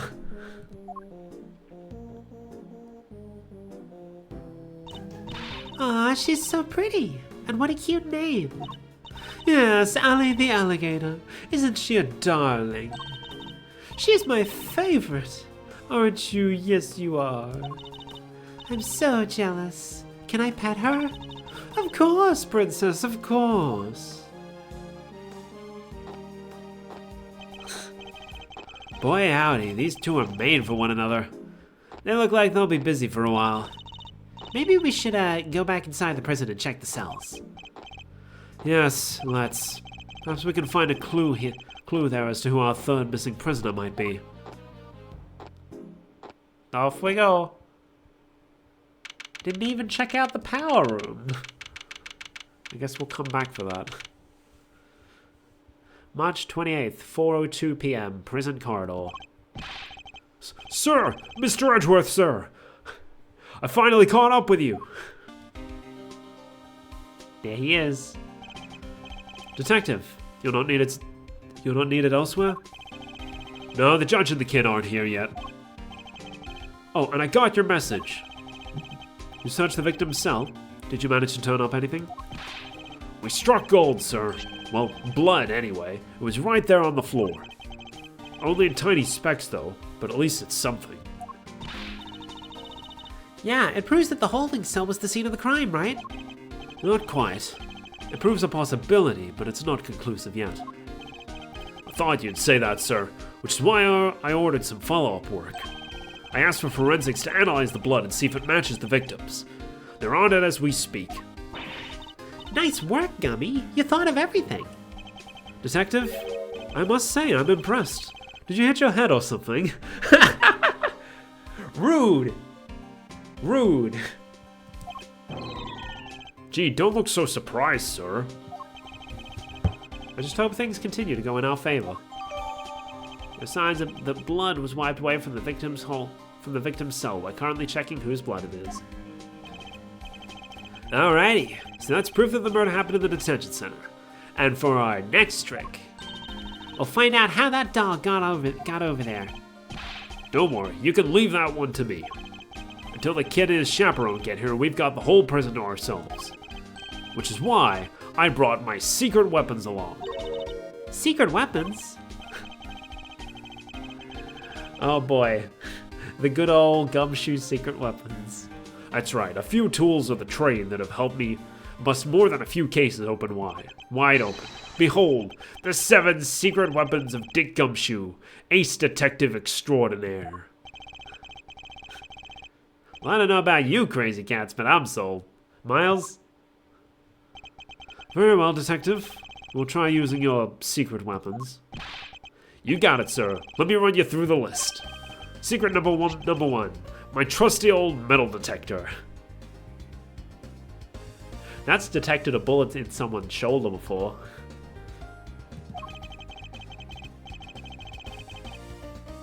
Hey, it's the Gumshoe remix.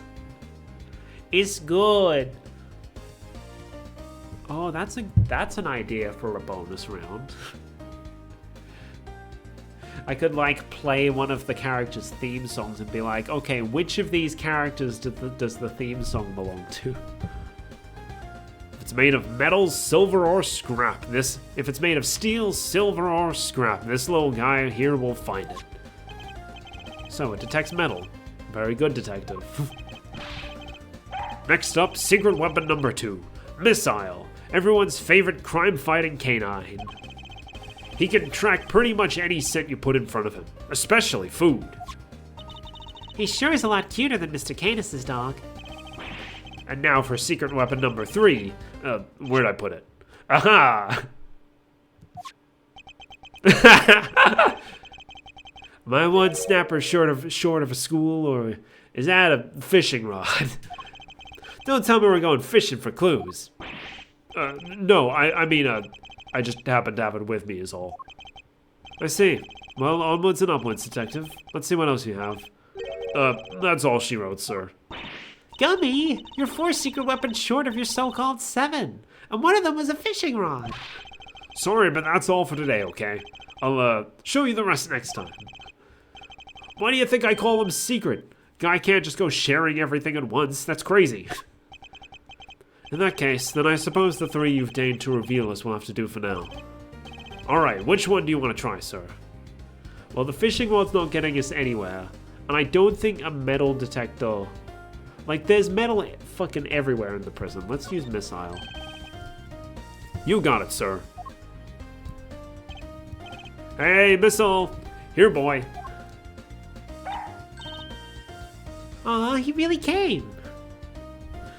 Missile appears in...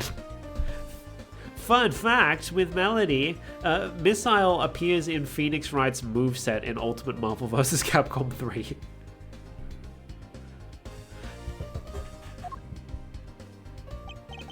So, what are we tracking? We're trying to find out how Mr. Cadis's dog got into the holding cells in the first place. I suspect the same route was used to bring Mr. Knight's body back to the prison. So we give the pooch a sniff of the body. And he'll find that root for us. Sniff, sniff. Does anyone else smell something sweet? All I smell is the odor of blood. It's faint, sir, but it's there. It's almost like cake, maybe? Why would the body smell of cake? Okay, Missile, get a nose full. He looks real mean when he barks. Here we go. Follow that dog. That's the way to... He's headed for maximum security. Uh-oh, he's going in. Then we'll just have to follow after him.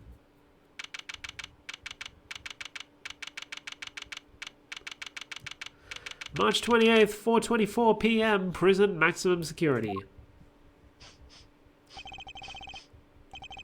This is Cadus's cell, though the man himself is absent, it seems.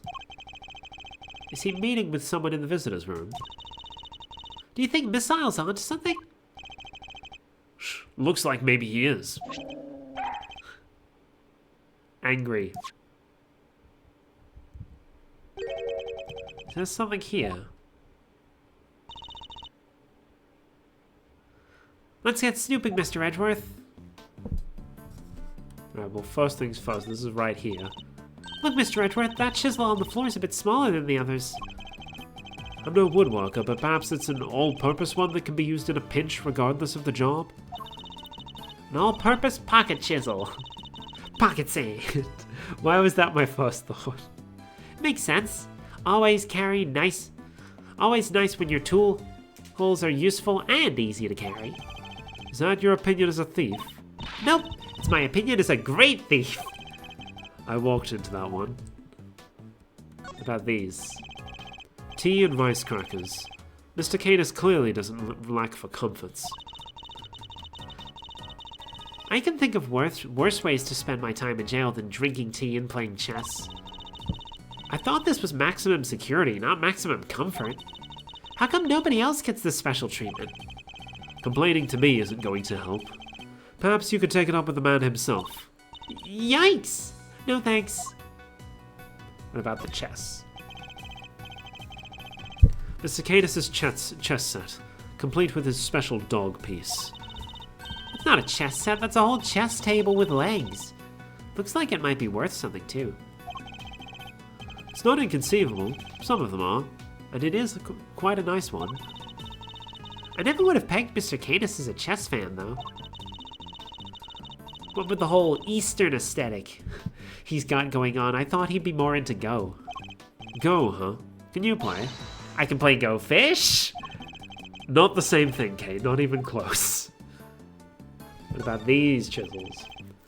Mr. Cadus's chisel, each one a potential murder weapon. Heh, that reminds me of something. The furrows in your brow. When you frown, it looks like someone took a chisel to your forehead. I have no idea what you mean. See, they're so deep. Don't tell me you don't see it, Mr. Wood Carving Face. Have you quite finished? What's the matter, boy? Wait, is this cake what you were after? Whoa, whoa, down, boy, stop that. No, you can't have it. Dogs can't eat chocolate, you know that. If you won't behave, I'll just have to eat it myself. Not bad. That's some real outside the chocolate box thinking there. Not sure everybody agrees, though. Gummy! I wanted some. Daring if you both to assume that the food in a prison is safe to eat. Well, daring or dumb. So anyway, it looks like it really was the cake Missile was tracking. Talk about a waste of time. I suppose we got out just desserts. The little guy's definitely capable, right? He's sure he is. That was just a blip. He'll follow the right scent this time, I promise. Seek, boy! Do-do-do-do-do. Woof, woof, woof, woof. Ooh, I think he's onto something.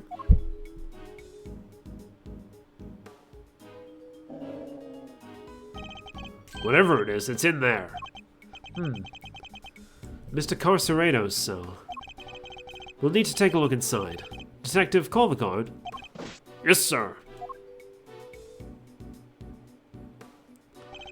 Thank you, officer. A question before we begin.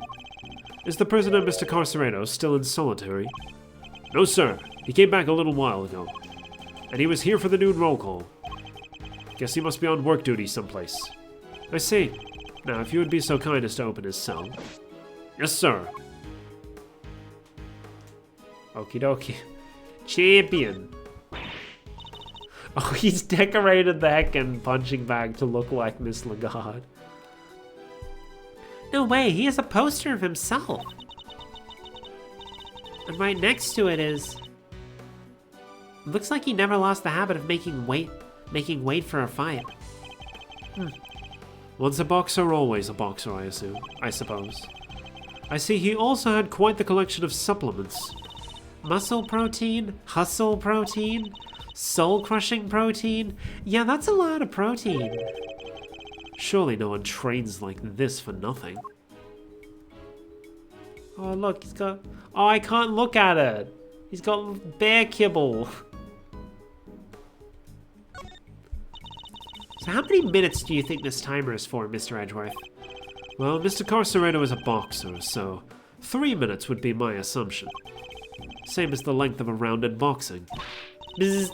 Thanks for playing, but the correct answer is kinda maybe about 2 minutes.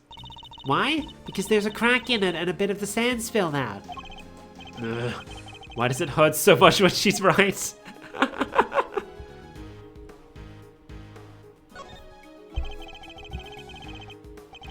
It says Teddy in extremely poor handwriting.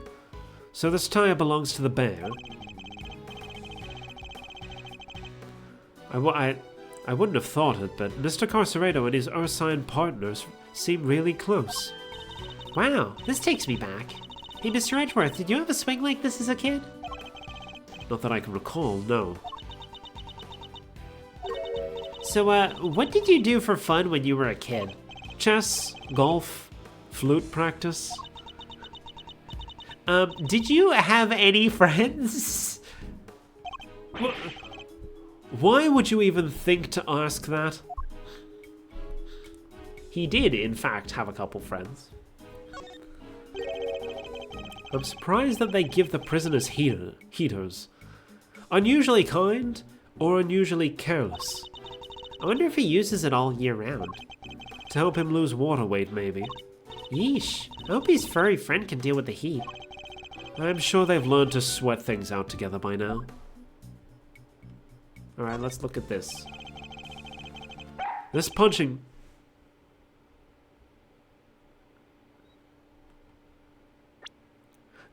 bag has certainly seen some use. Woof, woof, woof, woof, woof. Hehe. What breed were you again, Missile? Sure it wasn't a boxer? No, he's a Shiba Inu. But he's named after a Pomeranian. Specifically, the Pomeranian of series creator Shu Takumi. Fun trivia with Melody. Woof, woof, woof. No way. No way indeed. Quickly, detective, move the sandbag aside. Yes, sir.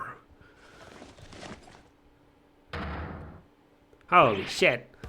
A hole! Could this be... Woof, woof, woof, woof. Whoa there, wait, missile. I'm going in too. Wait, stop. Sir, I'll go get her. No, if that's tight. Shouldn't have eaten that cake. He's gone. Well, I'm not going in there. Guess we'll just have to wait. Tense music. Hello? Kay? Are you alright? You're not gonna believe this, but we're in the detention center. The detention center? That hole? It's a tunnel that leads right into Mr. Knight's cell. What? Don't go anywhere. I'm on my way. I guess he had it on speakerphone because it seems like Fender also knew what was going on. Also, I'm noticing in the fan translation, Fender, who was known as Raymond Shields back then, he would frequently refer to himself as Uncle Ray.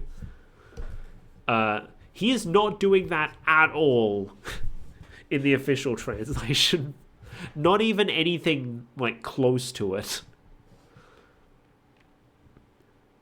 Anyway, March 28th, 5:04 p.m. Detention Center holding cell. Okay. Hey there, Mr. Edgeworth. Guess you could say we made a breakthrough. Quite. At least they came out unscathed, I think. Sir, the floorboards under the bed were torn up. Man, all that damage, and we could have found that out way earlier if we had simply looked under the bed. So that's how they did it. There's no doubt about it. This must be the route we've been looking for. The corridor connecting the detention center and the prison is locked down by heavy security doors. But with the help of this tunnel, it can be circumvented.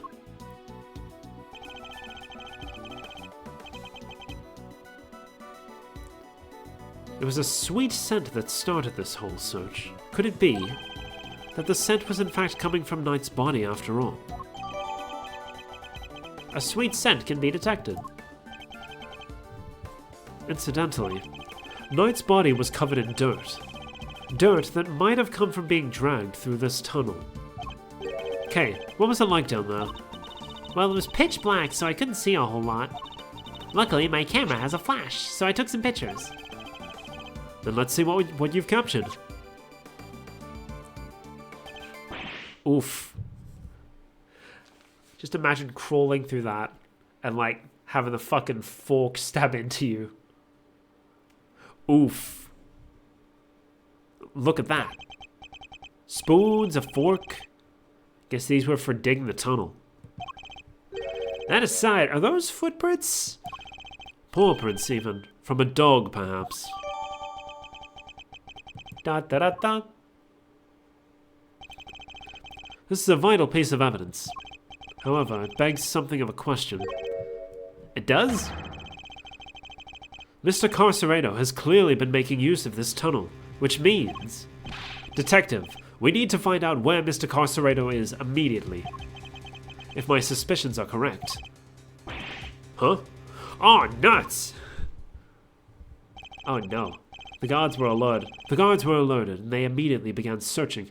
And they began searching for Mr. Carceredo right away. But after a thorough investigation of both the prison and the detention center, he was nowhere to be found. Oh no. March 28th, 5:34 p.m., detention center corridor. Well, have the police been notified? Yes, ma'am. We just finished liaising with them a moment ago. They've set up a cordon around the entire facility. Good. The first blemish on a prison's spotless reputation is always the ugliest. It won't happen again, ma'am. A rather different Warden Lagarde to the one we've seen so far. Mr. Edgeworth, was it? I really can't thank you enough for finding that tunnel, darling. Sadly, it may have been too little too late. It seems he might have already left the building. I'd say that's unlikely, Warden. After all, there's a security gate at the exit to the detention center. You're not suggesting he simply walked through it?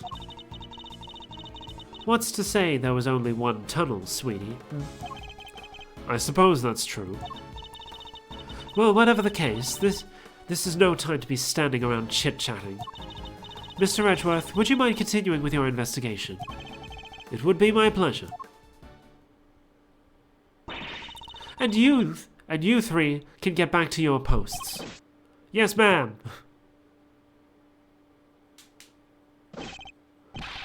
Detective, the results of the blood test came back from the lab. Thanks, pal. Let's see what they have to tell us about the blood found in Knight's cell. What does it say, Mr. Edgeworth? They've identified the blood, and it's Knight's. Heh, nice job, everybody. Teamwork makes the dream work, huh? We've got Knight's blood in his holding cell, a tunnel a dog clearly went through, and security footage showing Knight being attacked by the dog in his cell. Case closed. We have all the evidence we need. Let's see what Mr. Canis has to say for himself. Canis? Oh, darlings, are you sure? Do be careful around him, won't you? He's as well connected on the outside as he is in here.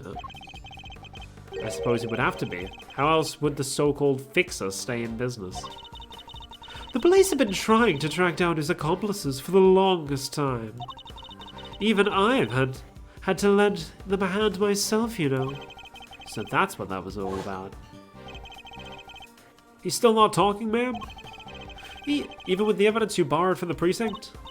No, and I've tried so many times. I've lost count. What am I supposed to do?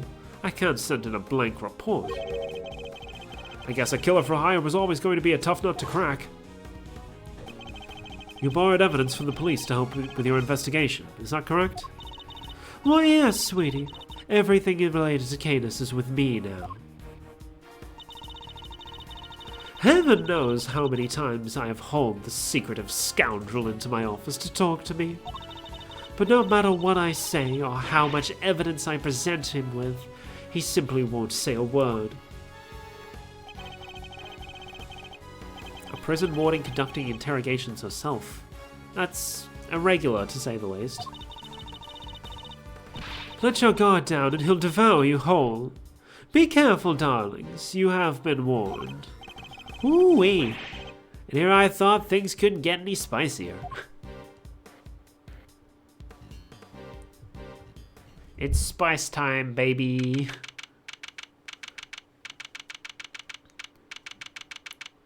March 28, 5:55 p.m. Prison maximum security.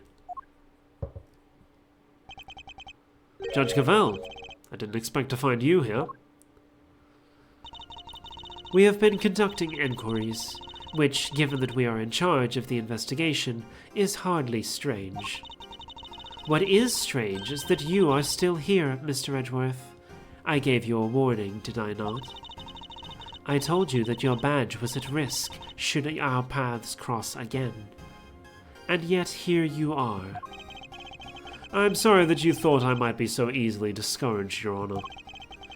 But I am not about to let the truth slip away from my grasp, no matter what you or the committee might say. I am here to present a certain someone with evidence that you yourselves should have uncovered. You have more business with me, I take it, Mr. Edgeworth.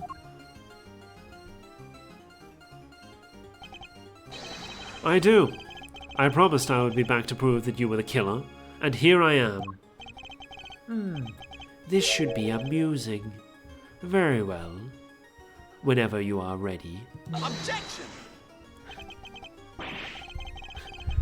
Not so fast! We have some truths of our own to share. First-rate deductions, in fact. Indeed. We are now more certain than ever that Simeon Saint was the murderer, and that only he could have moved Mr. Knight from his holding cell to the prison proper. We shall prove this to you beyond a shadow of a doubt. I apologize for bringing this up, but is her robe's fucking skin tight around her?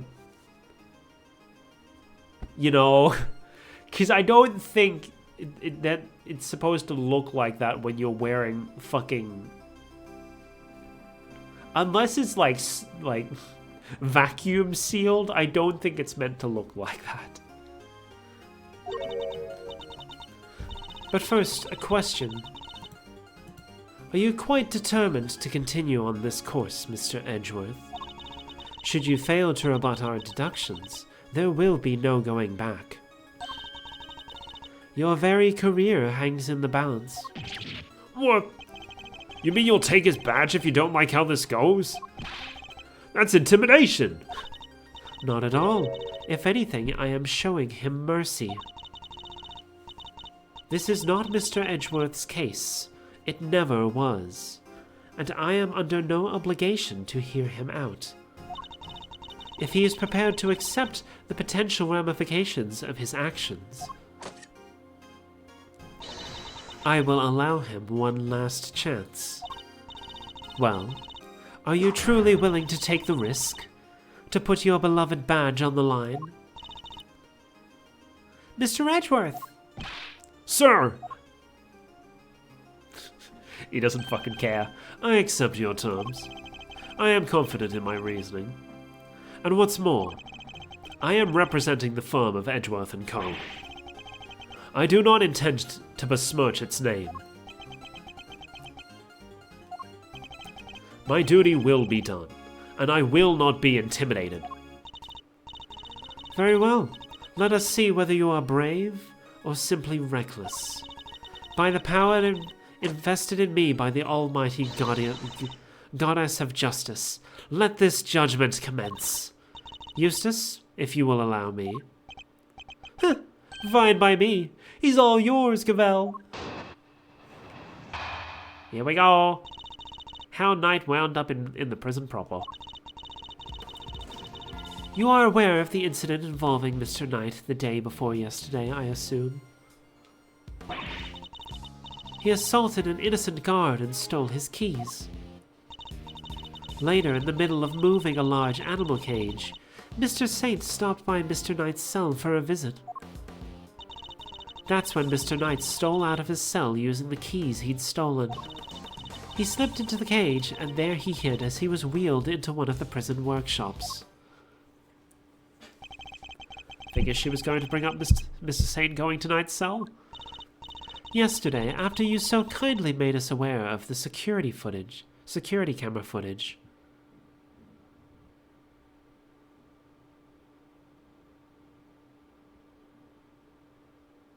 Yesterday? Has it been a whole day?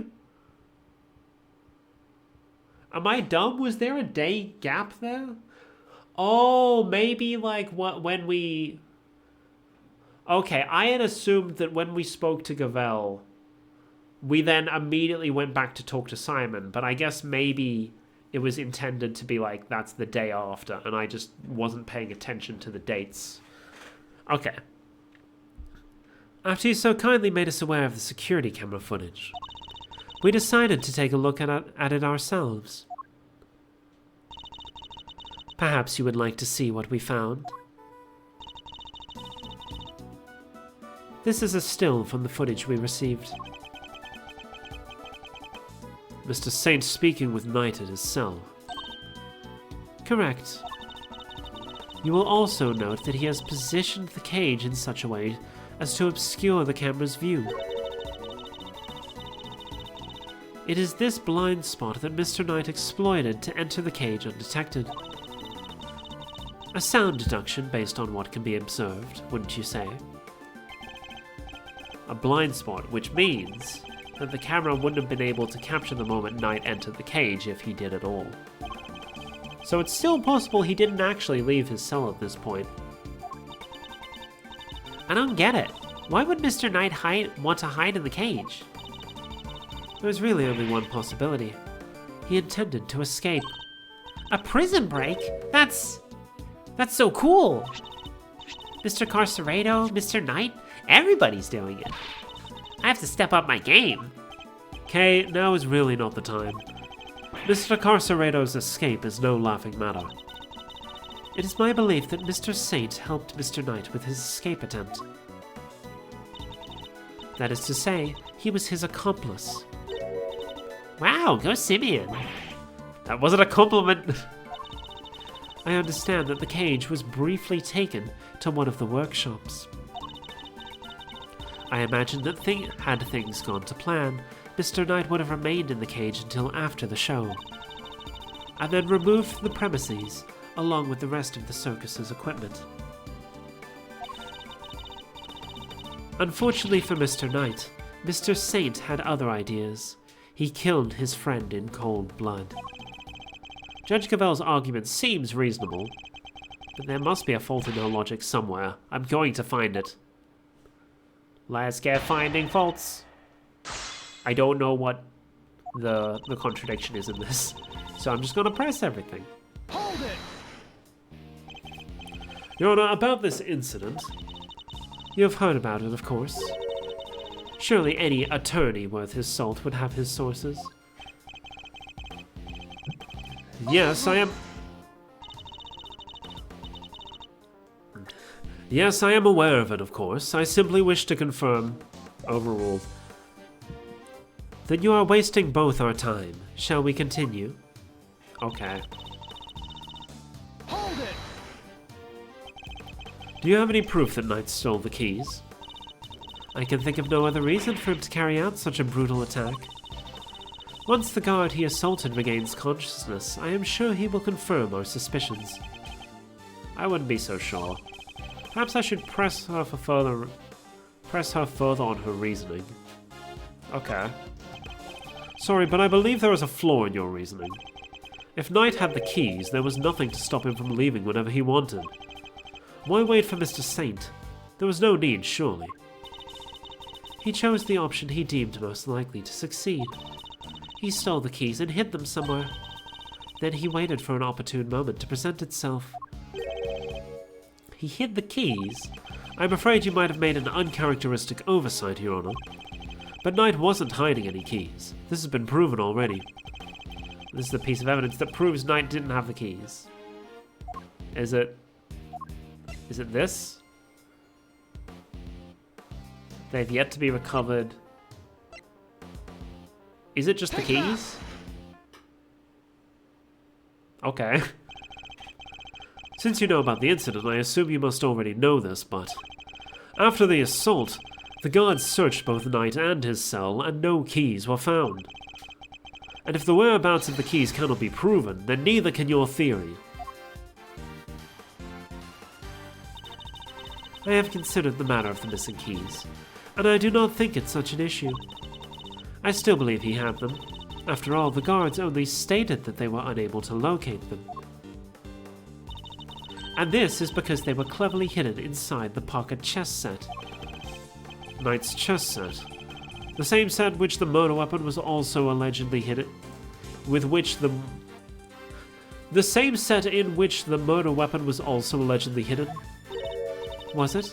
I can't help but wonder about that. What? But you're the one who proposed it. Actually, if you recall, that was Eustace's assertion. So the two of them are out of one mind on this, I take it. Allow me to restate the facts.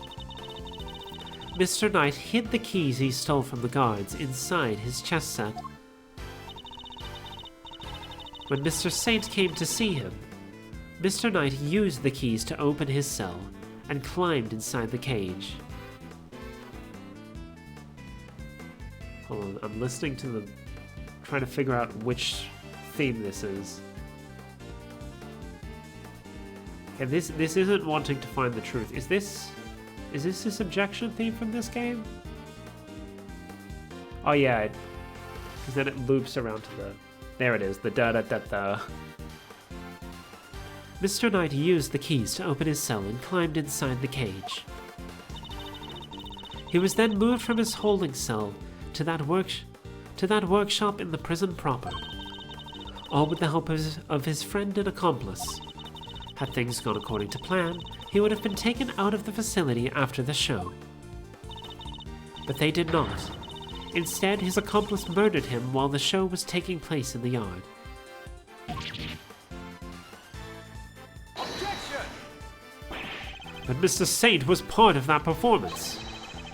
How would he have even had time to commit the murder? How indeed? Allow me to explain. As you know, many stage performances follow a set narrative. Yesterday's show was one such example. She's done her homework, I see. The suspect played the role of the antagonist opposite the elephantine hero of the show. In the latter part of the performance, the heroine's love prevails and the villain is defeated. The victory is depicted in a very unique manner, whereby the villain is sent flying from the stage by the heroine. He's sent flying by the elephant? Isn't that dangerous? Having been ejected from the stage in this manner, the villain no longer appears in the performance. In other words, the suspect did not appear on stage for a period of approximately 15 minutes. And you're saying the crime took place during that time? Yes, I'm afraid so. After all, it's more than a sufficient window, wouldn't you say? Objection! Apparently not. Committing the crime and returning to the stage in that short 15-minute window is only possible, assuming that the murder took place in the prison proper. But in fact, Your Honor, the real scene of the crime was Knight's cell. I seem to remember telling you that I would not accept the part of the security footage into evidence. Objection! And you won't have to. I have proof of a different kind.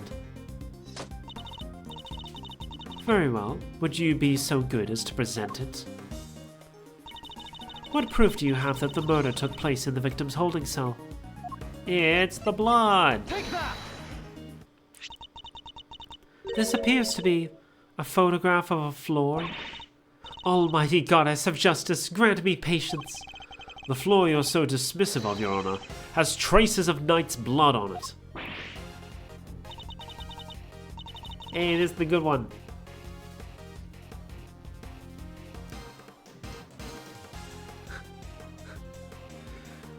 Traces, you say? Is this evidence reliable? After all, I don't believe you have access to the necessary forensics operatives. I have my resources.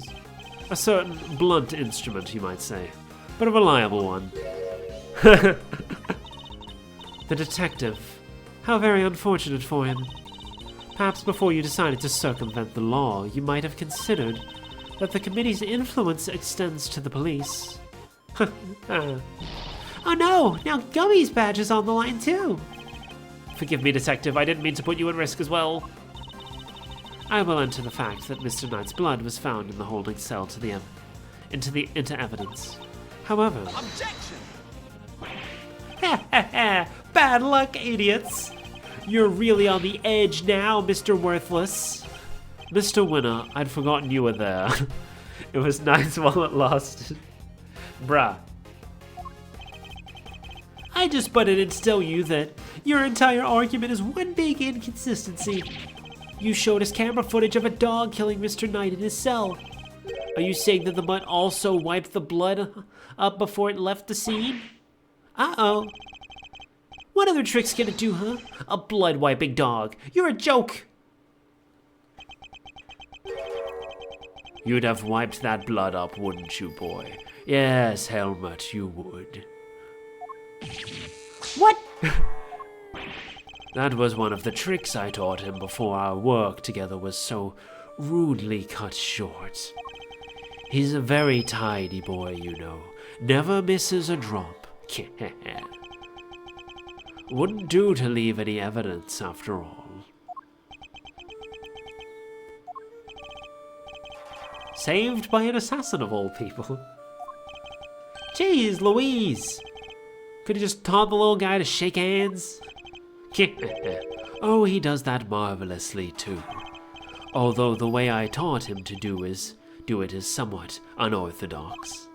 First he bites down hard on the victim's hand, then... La la la la la, I'm not listening.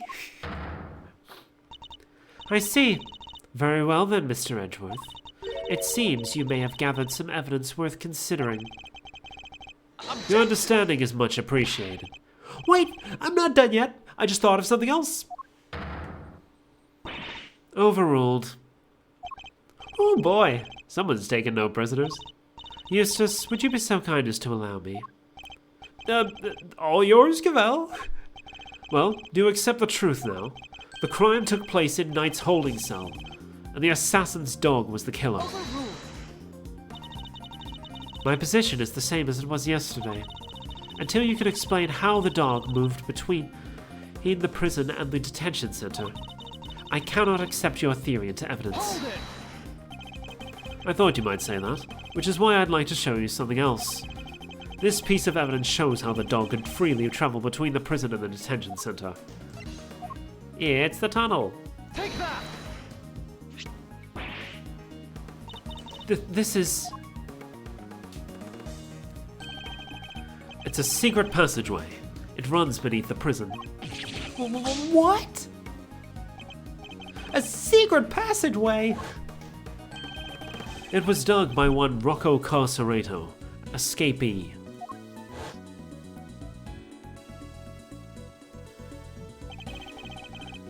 It leads from his prison cell to a certain holding cell in the detention center.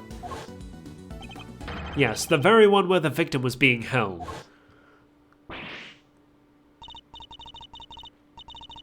Well, this is certainly a surprise. To think it was beneath our feet this entire time. Mr. Canis, you knew of this tunnel, didn't you? Because it's the same tunnel that was used to carry out the murder. Overruled.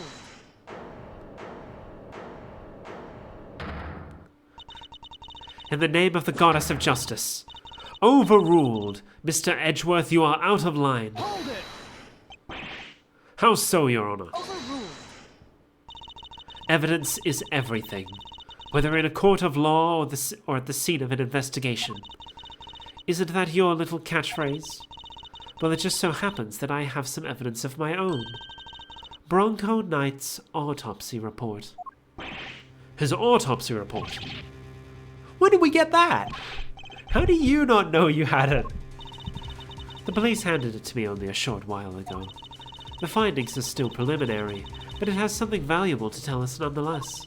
The goddess of justice speaks to us through these pages, Mr. Edgeworth.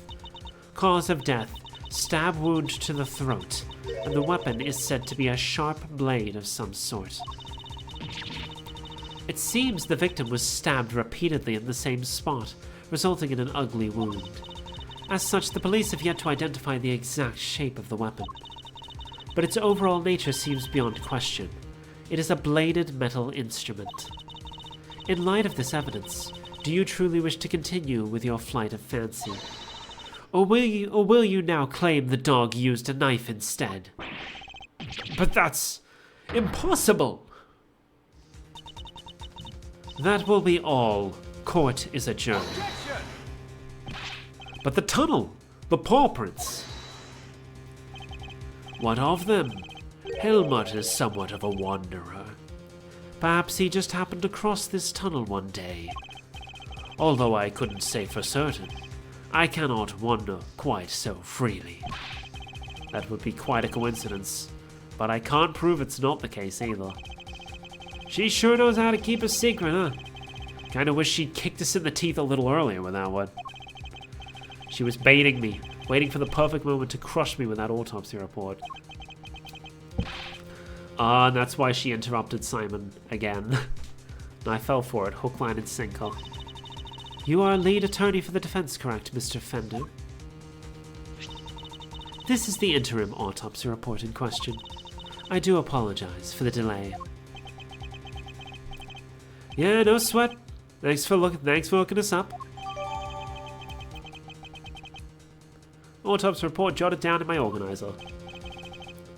Yep, this all checks out. Yep. Mr. Fender, a handshake is not necessary when receiving official court documents, you know. So please feel free to let go of my hand. It's not a holy relic, after all. I was just trying to be friendly, Your Honor. Had you lingered a moment longer, the goddess of justice would have spoken to you through my gavel. Alright, I got it. Nice work, Gavel. Just like we planned it. I did only as you instructed, Eustace, but thank you. This report came from the police. I've no choice but to accept its legitimacy. But if the dog didn't kill Knight, then that takes Canis out of the running. The goddess of justice speaks to me, Mr. Edgeworth, and she is merciful. She tells me that you might yet keep your badge if you will finally abandon this fruitless quest. What's her move, sir? I think she really means it this time. What do you think, Detective? My answer remains the same, Judge Gavel. I will see my duty done, and I will not be intimidated. Even with how things stand, you still refuse to concede. This may very well be your last chance. Your badge hangs by a thread.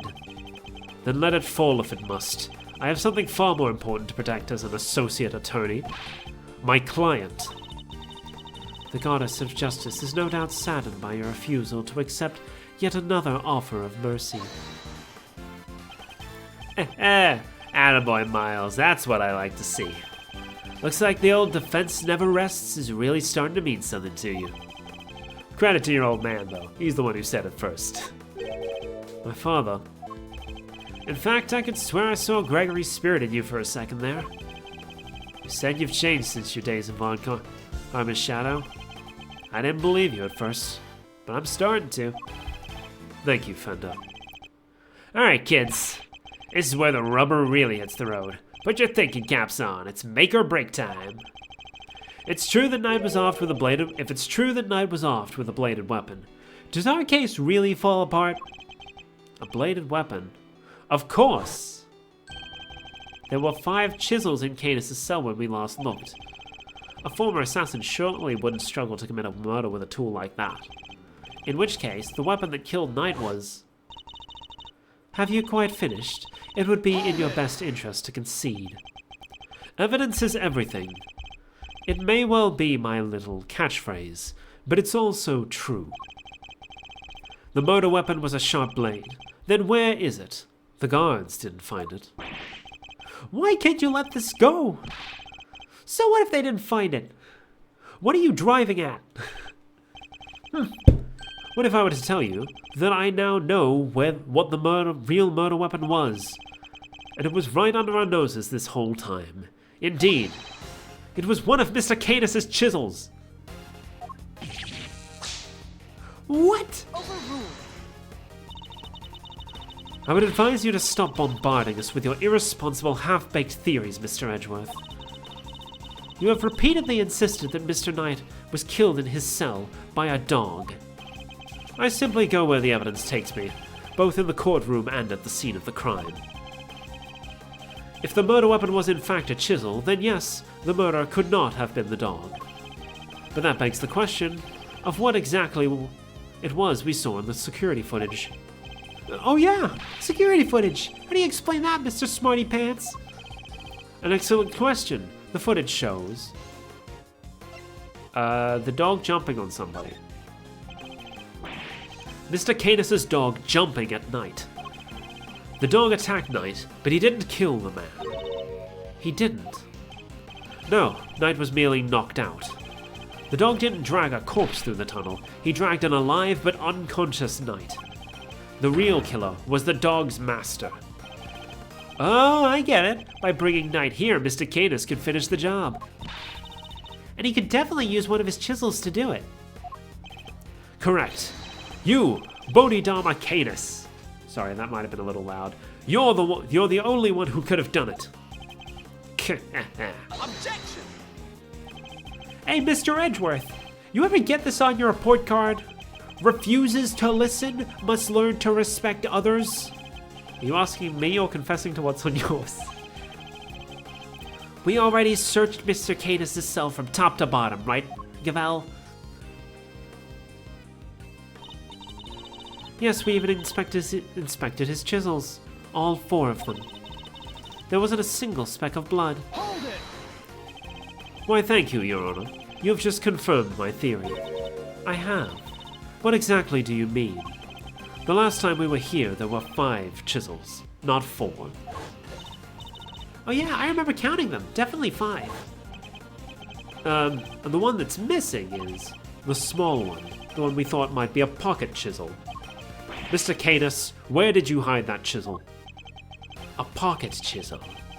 And what use might I have for such a thing? I am rarely allowed to leave my cell.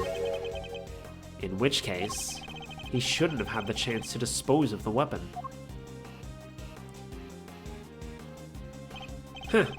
You've dug your own grave, Mr. Canis.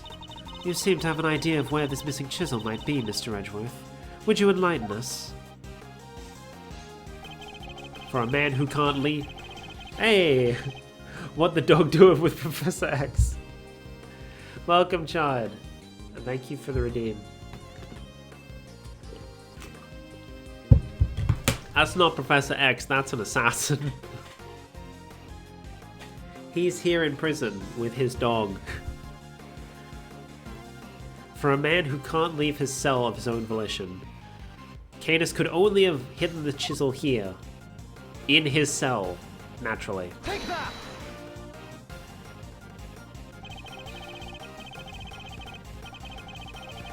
Mr. Canis. Mr. Canis is still a prisoner, despite the comfort he enjoys. He is rarely allowed outside of his cell. He could have given the chisel to his dog to leave somewhere, but that would have been far from ideal. He would have no way of guaranteeing where it might end up. Intriguing. Do go on, Mr. Edgeworth. Furthermore, this room is the one place where a bladed instrument wouldn't raise an eyebrow. 4 chisels, 5 chisels, who's counting? A fact he took full advantage of. The old keep the incriminating evidence close routine. Classic. Objection! But I looked! I searched the whole cell myself! And there's just nowhere that he could have hidden it! Oh, by the way, Chad, I recently learned, this guy wasn't named Eustace Winner, for the sake of calling him a useless whiner. They straight up do call him Wiener at one point. So that's why they gave him the surname Winner. I really thought it was going to be Whiner, but no, Wiener. Objection!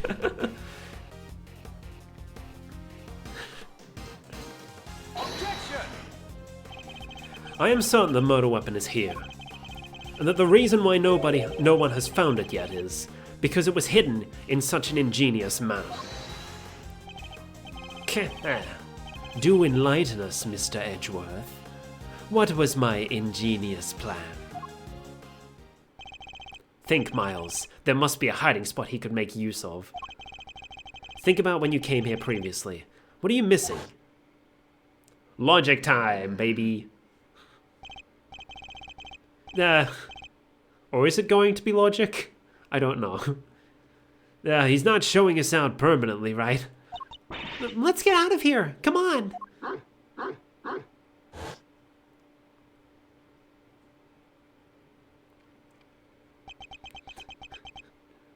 You can't logic against a dog.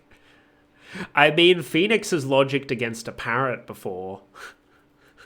So, I wouldn't put it out of the realm of possibility. By the way, I don't know if we're going to see it again. That parrot is, that parrot actually shows up in this case. It's not relevant, but you can see it in the background. And it's just sort of there. Just as a fun little reference. Anyway, dog. The dog. He hasn't made a sound today. When we were here before, he barked and growled repeatedly. Canis even encouraged him to do so. That must be it. I knew something was off. I can hardly believe it, but I think I know where he hid the murder weapon. Giving up already? I expected more of you, Mr. Edgeworth. Hold it! As you well should, if you would give me a moment. For this piece of evidence shows where you hid the murder weapon. Dog. Take that! Your dog. He seems unusually quiet today. Oh yeah, unlike last time when... Mr. Canis, if you would be so kind as to open Helmut's mouth. Oh, come now. The dog was the logic, yeah. Come now, he hasn't barked because he is a well-behaved boy. I had to order him to last time. Then order him again, this instant. It's not like we're asking for the world, Mr. Canis. Or do you have something to hide? If you insist, come on, Helmut, open up. There's the chisel. And there we have it. A chisel that was small... Why did it order... And there we have it. A chisel that was small and easy enough for a dog of this size to... What? What? A chisel in the dog? Why is there a chisel in the dog?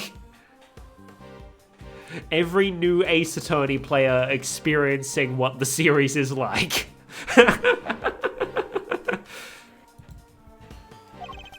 I thought he'd been strangely quiet. I guess his brain has finally caught up. Eustace, why don't you be a good boy and call forensics? Tell them it's urgent. No, okay.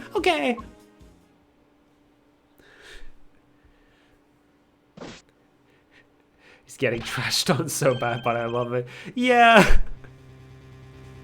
That happens a lot. He gets his time in the sun, but for now he's still the useless wiener. Our findings are as follows. Traces of blood were detected on the chisel. What? Not such a half-baked theory after all, was it? Alright. So we're on the same page here. This is our murder weapon, yeah? The forensic evidence cannot be ignored. We have no choice but to concede that is most likely the case. Chisel data contains traces of blood, hidden by Canis inside his dog's mouth, has a small bell attached to it. Mr. Canis, in the light of the discovery of the murder weapon, the court demands that you explain yourself. We found the route your dog took into the holding cells, and now we have the chisel. How do you propose to talk your way out of this one? You never fail to entertain, Mr. Edgeworth. Why does he always laugh like that, even when it's not funny? Poor Helmut. How could they suspect us? You leave me little choice. I shall simply have to share with you the truth. I did not kill anyone. I have grown tired of killing. Something's not right. Why is he so calm? Very well. The court will hear Mr. Canis' testimony. If you would be so kind. Gladly. Canis' defense. Perhaps you might begin by explaining what you believe my motive to have been. I never knew this knight. I had no contact with him. No connection whatsoever. I already see what I'm supposed to present. Given that this is the case, why would I possibly wish him dead? Ah, could it be you're suggesting it was my canine companion who had the motive instead? Helmut only bares his fangs when I tell him to. I am not so bloodthirsty that I would kill a man I did not know. I mean, when he puts it that way. An assassin who only kills his acquaintances. Not the soundest business model, I agree. My work required me to deal with strangers, of course, but murder for its own sake, that's not my style. So I need to prove a link between Knight and Canis. I should go over the evidence again and see what I can discover. No need, I know what it is. And this isn't because I've seen the game played in the fan translation, it's because it's obvious. I never knew Knight, I had no contact with him, no connection. Are you sure about that? Because my dude, chess diagram found in Knight's cell, the positions match the pieces on your board. Objection! Da-da-da-da. You're getting sloppy, Mr. Canis. You may have trained your dog to clean up your mess, but some things still require a human touch. We found this in the victim's room. It's the record of a game of correspondence chess. What's more, the game depicted matches the game laid out on your board. What? The number of possible games has been calculated to be 10 to the power of 120, and that's on the low end. Wait, so that's 10 times 10, 120 times over, right? 100, 1,000. I give up. I mean, what do you even call a number that big? A vanishingly unlikely coincidence, that's what. Now, tell us why you killed Knight.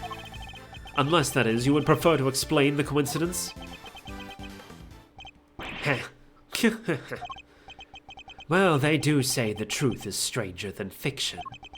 It is, as you say, a coincidence. But that's totally impossible. We just proved that. No, we proved that it was extremely unlikely. He's got dream luck! Sorry, I don't know why my thoughts immediately went to that. A coincidence of a different kind, child. I never imagined my correspondent was the victim, you see. Cadus, do my gotcha balls.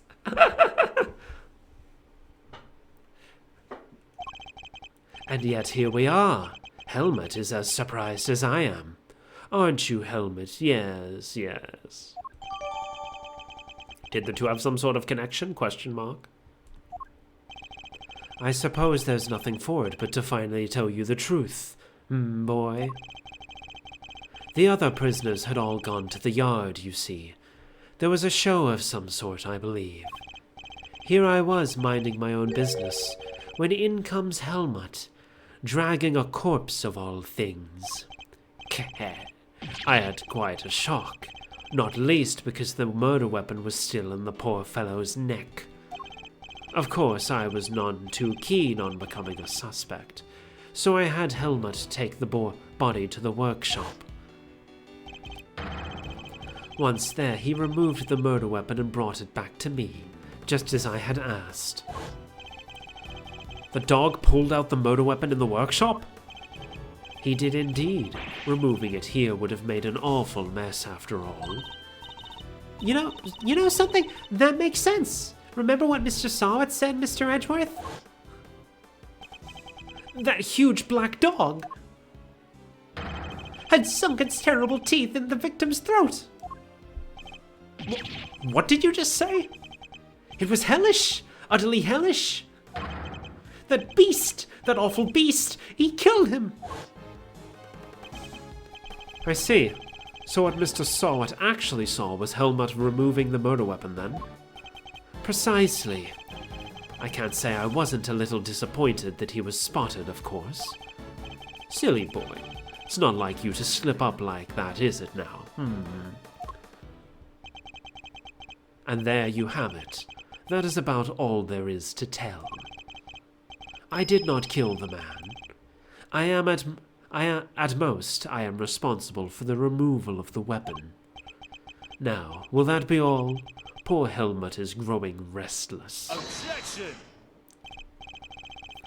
I keep forgetting that Fender's voice actually sounds fucking cool as shit.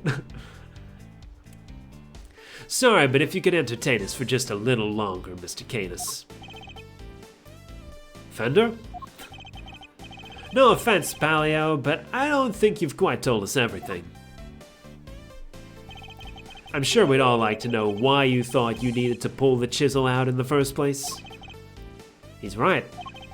It makes sense that he would move the body to avoid suspicion. But Canis had no reason at all to recover the murder weapon.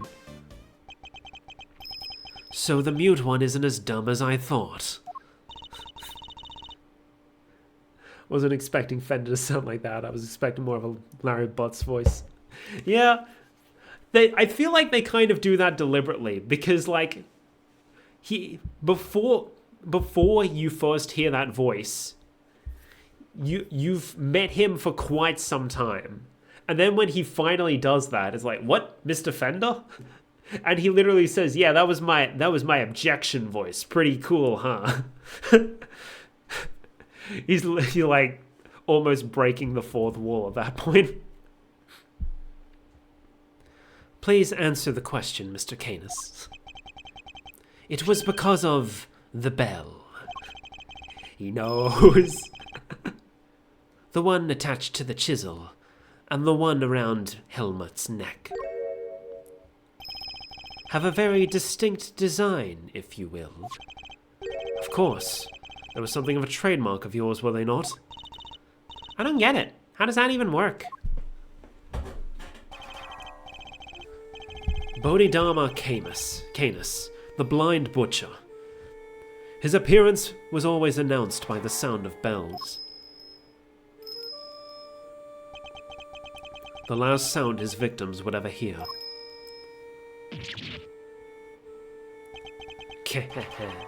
You flatter me. Though it's been some years since you last saw one of them, you remember them well. Your knife and its attached bell were one of the pieces of evidence seized in our case against you. Yes, it was but one of my bells. One of only 2 in existence. Just 2? 2 and only 2. One for my knife, and one for my beloved Helmut. Exquisitely crafted, and utterly unique. I just realized we've already hit the time when I would normally end stream, but we're in the middle of something, so I'll go until we find a good stopping point. My ears are my guide, after all. I must be able to use my tools precisely. Precisely? Of course, as you said, the knife has long since been taken from me. Mr. Canis's bells. Only 2 such bells exist. One is attached to Helmut the dog, the other to Canis's knife, and which was seized by police during his arrest. When Helmut brought the body to my cell, I was rather surprised to hear a familiar sound. At first, I was sure that my knife had been used to do the deed. But no, a chisel. An ordinary chisel. It is certainly no assassin's blade. Nonetheless, the bell would have suggested my involvement. Compounding the matter is the fact that I am the only person in this prison permitted to use such tools. It was clear that I would become the prime suspect. And so the chisel had to be removed and hidden. Hold it! You still claim that all you did was have the dog move the body, and that you had nothing to do with the killing? How could I? As I told you, the chisel is not mine. You need not take my word, Mr. Edgeworth. Why not have it checked for fingerprints? Eustace? Huh? Me? But I don't know how to check for fingerprints. Get forensics. Oh, right, sure thing. We got them. Fingerprints. They're Mr. Knight's. And Mr. Canis's? Nope. Just Mr. Knight's. Oh, and forensics said there's not a sign of any prints having been wiped off. Only Knight's fingerprints. This isn't good. Should I get them to check again? Now, do you see? I have never so much as touched that chisel. Helmut carried it in his mouth, that is all. Therefore, any prints must have belonged to whoever had it last. I'm just now questioning, how did he know it was an ordinary chisel if he didn't touch it? He is blind. How did he know it was a chisel? Maybe he touched it with his palm instead of his fingers.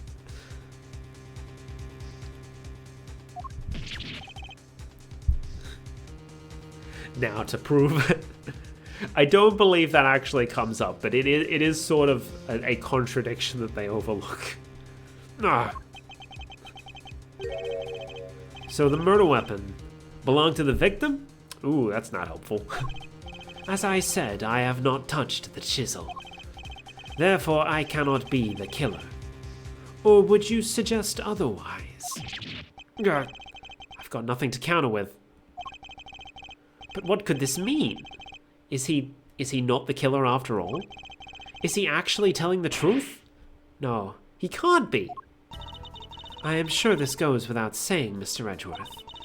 But if you do not find a solution to your current predicament quickly, I will have little choice but to relieve you of your badge. Even my patience has a limit, and I will not tolerate you throwing this investigation into chaos. Am I clear? You've done it now, sir. She's serious. I hate to admit it, but the fingerprints turn everything on its head. Without more evidence, I'm back to square one. Wait, something doesn't add up. A few things, actually. What would Mr. Knight have needed a chisel for? You can do a lot with a chisel, child. Break out of prison, for one. Alright, then how did he get in here? There's no way the guards would let him bring a super sharp tool in with him, right, Mr. Edgeworth? Hey! Earth to Mr. Edgeworth! You can't stand there hemming and hawing just because of a little setback. The important thing is finding the truth, you know? Doesn't matter how we get there. As long as we save Simeon in the end, we can't give up now, or ever. Yeah, what she said. I'll second that. You want me around with that, Kay. I'm half tempted to offer you a job for real. It's like I said, the defense never rests. Or rather, like your pop said. What do you think lies at the heart of those words, Miles? Any guesses? Heart of those words. It's like this. As defense attorneys, our client's fate rests on our shoulders. We're the only ones they can turn to. Simeon's our client. And we're the only ones who can save him. So we can't rest, not while he's counting on us. I'm not about to turn my back on your old man's legacy. Are you? I'm an associate with the defense now. No. I'm an associate with my father's firm. That's the role I have chosen. And that means that if I fail to save my client, I have failed in my duties. I will honor my father's vision and save Simeon Saint. No matter what setbacks I face, I cannot admit defeat. If one path is blocked, I must simply find another. There we go, that's the Miles Edgeworth I know. Now let's find that new path forward. We can start by trying to figure out how Mr. Knight brought that chisel into the prison. I would think it would be obvious, but okay. Right, how would Knight have managed to bring a chisel in here? It couldn't be, you know, the chessboard that has a secret compartment Take that! that we were already saying was being used to bring the motor weapon in. Usually it wouldn't be possible to bring a metal object into this facility undetected. Because of the security gates, right? Correct. But we already know that checks at one of the gates haven't been entirely thorough of late. Namely, the gate at the entrance to the detention center. I need water.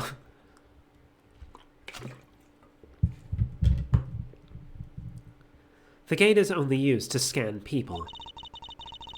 Any items they bring into the facility are only subjected to a cursory check. Chiselmate. Check Chiselmate. Sounded like Snoop Dogg there.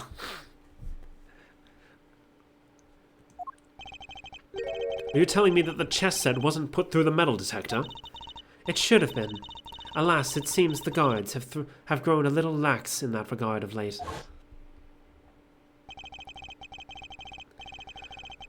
Knight took advantage of this little oversight and had Mr. Saint bring him the chisel, hidden inside his pocket chess set. That does answer one of our questions, and it suggests the chisel was indeed Mr. Knight's and not Mr. Canis's. Knight had a chisel in here to prevent it from being found by prison staff. However, we still have one rather pressing problem to address. That of the security footage in which Knight is attacked by a dog. How does one explain it if Mr. Canis was not the culprit? But then, how do you explain his prints not being on the murder weapon? That one's a three-piper. I don't know what that phrase means. A real three-piper. Okay. The court, too, finds itself wanting a satisfactory explanation. Wait, sir. I think it might be time to show you another one of my secret weapons. Introducing secret weapon number 4, Lil V. What sort of name is that, detective? I came up with it myself, sir. Anyway, you can use it to analyze the video footage. An excellent idea. Perhaps then you might finally see that I am telling the truth. Who knows if there's anything to be found, but it has to be worth a try.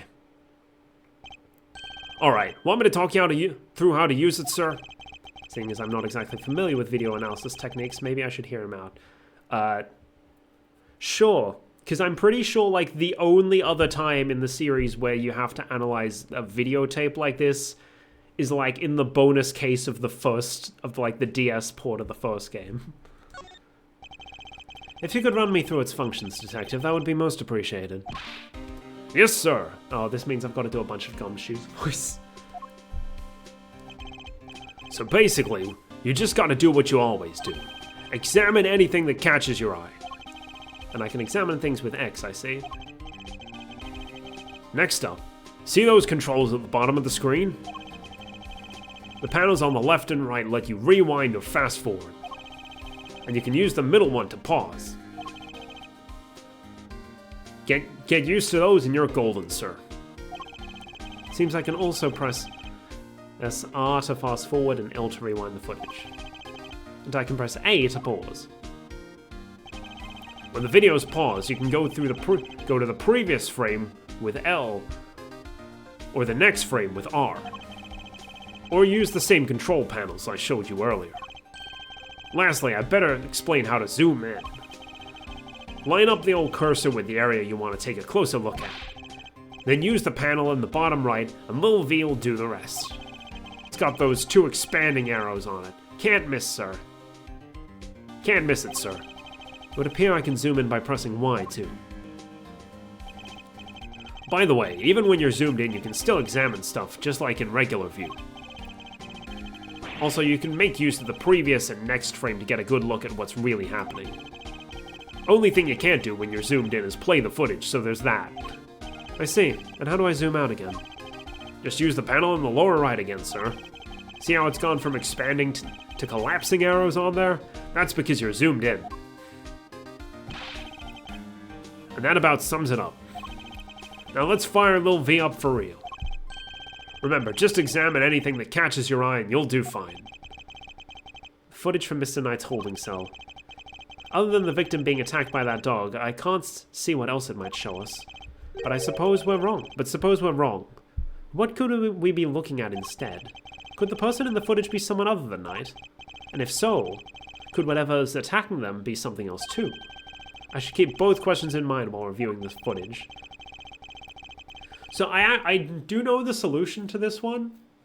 I'm curious how telegraphed it will be.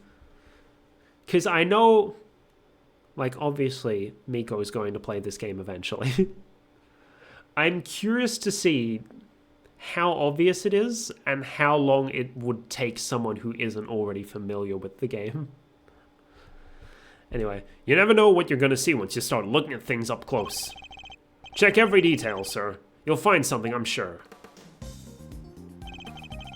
What in this footage seems odd? So here's the footage. 3D! Oh, and this is more the normal speed version instead of the sped up version. Oh! I think I saw it. But... oh!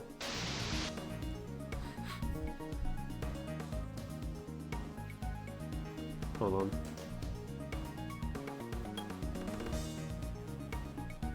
Let me go back a little bit. No, nope. Not play. You're getting mauled, yeah. Why zoom in again this? That doesn't look like Knight. That looks like a police hat.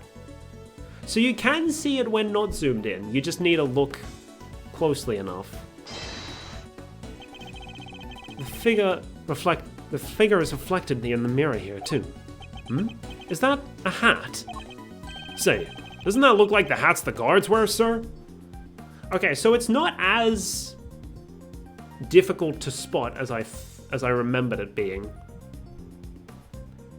Okay, yeah, the reflection was the first thing I'd investigate, yeah. I remembered it was the reflection. For some reason, I thought the thing reflected was like a police badge. But the fact that you can outright see the hat in there, and you can see it while it's zoomed out, probably would have been more difficult on the original DS. But in the HD version, it is a little more obvious. Curious to see, but I would be curious to see how people who are like playing this for the first time would go about, how long it would take them to spot this. Oh jeez, is that what I think it is? Have there been any reports of one of the animals attacking a garden recently? Not that I've heard of.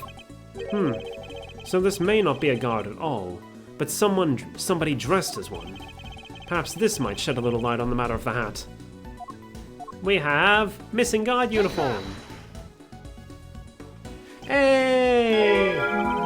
Right, thank you for the raid. Welcome, raiders. Let me do the shout out things. If I remember how to do it. Yes. Hades! Nice, how was that?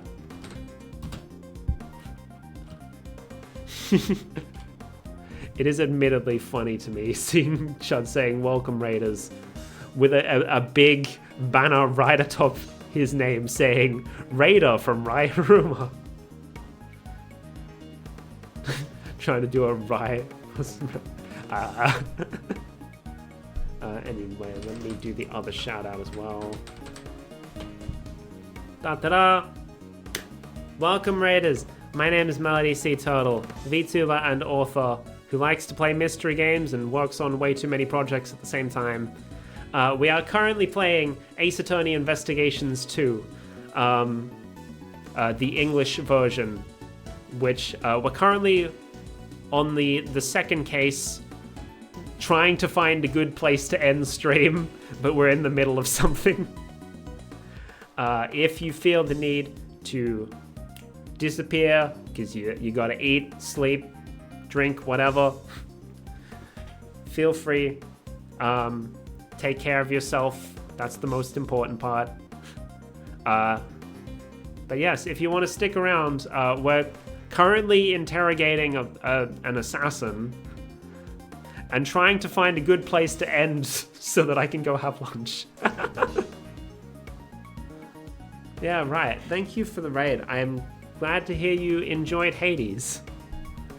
It's personally not my kind of game, but I'm glad to hear that it's good, because I know I have a lot of friends who enjoy that kind of stuff.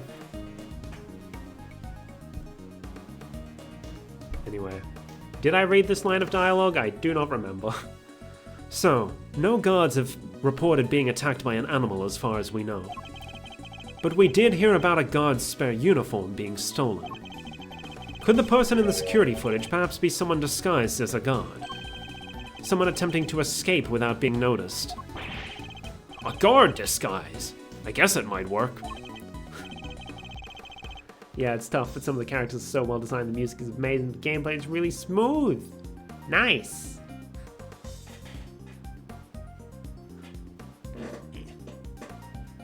I mean, tough's good for those kinds of games, right? Because, like, you're expected to, like, play through several loops of it. Wait, were we just talking about someone? We were indeed. Someone who seems to have successfully made his escape. If the person in the footage isn't Knight, then the creature may not be a dog either. You're right, sir. Let's zoom in and check. Oh, okay. What did this footage seem odd? So we need to... Oh. Let's go back a bit. And then zoom in. That doesn't look like... I mean, I guess it could be a dog, but it doesn't really look like a dog. I think that's supposed to be Gumshoe saying that, considering he said sir. There have been a lot of typos in this game, at least in this translation. I can't help but wonder if maybe it was put out in a bit of a rush. Rushing for what, though? Because, like, it came out right after the Apollo collection. They really didn't need to get it out. Time to play the other English version.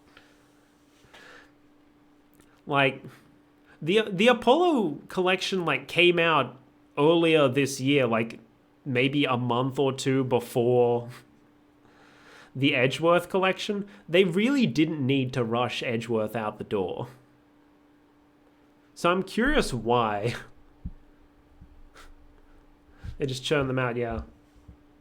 So maybe conspiracy theory here, but maybe they put it out so that the entire series is available before they release the next Ace Attorney game that they're definitely in the process of making right now.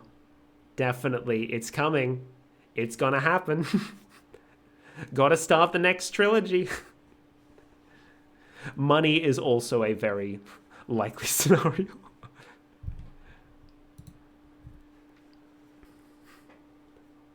They rushed it out for that online show. Sir, look! I suspect we have made a critical error of judgment. What we're looking at here is no dog. This animal is... it's a bear. It's not a dog, it's a bear. What? So the paw prints from the photo I took... They're not canine, but ursine. Paw prints made by a bear. A bear? So could that mean... Yes, I think it could. After all, who else do we know with such a pet? We had assumed that it was Knight in the security footage. Well, it was his cell. It's hardly a crazy theory. Perhaps, but now that we know about the hole under the bed, it is no longer the only possibility. Whoever had access to the tunnel could very well be the one caught on camera. And who was that, Mr. Edgeworth? Would you care to tell the court who you believe this person to be? The person in the security footage is... It's Mr. Rocco Carceredo, who has a significantly better name in the fan translation. Or better in my opinion. And you can tell... Think through your thoughts before you say them. And my opinion is that puns are very good. For those unaware, his name in the fan translation... Incarcerated, yeah. Rocco because he's a boxer, so like Rocky. And Carceredo because he's incarcerated. In the fan translation, his name was J. Elbird, which I just thought was fucking amazing. This one's more subtle, but I like the more in-your-face one instead.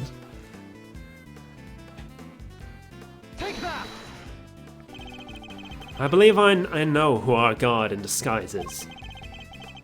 It is none other than Rocco Carceredo, the prisoner who recently escaped from this facility. I'm confident it's him because he was assigned a polar bear cub as his companion. But the bear in that video is all black. Indeed, and we have evidence that explains why.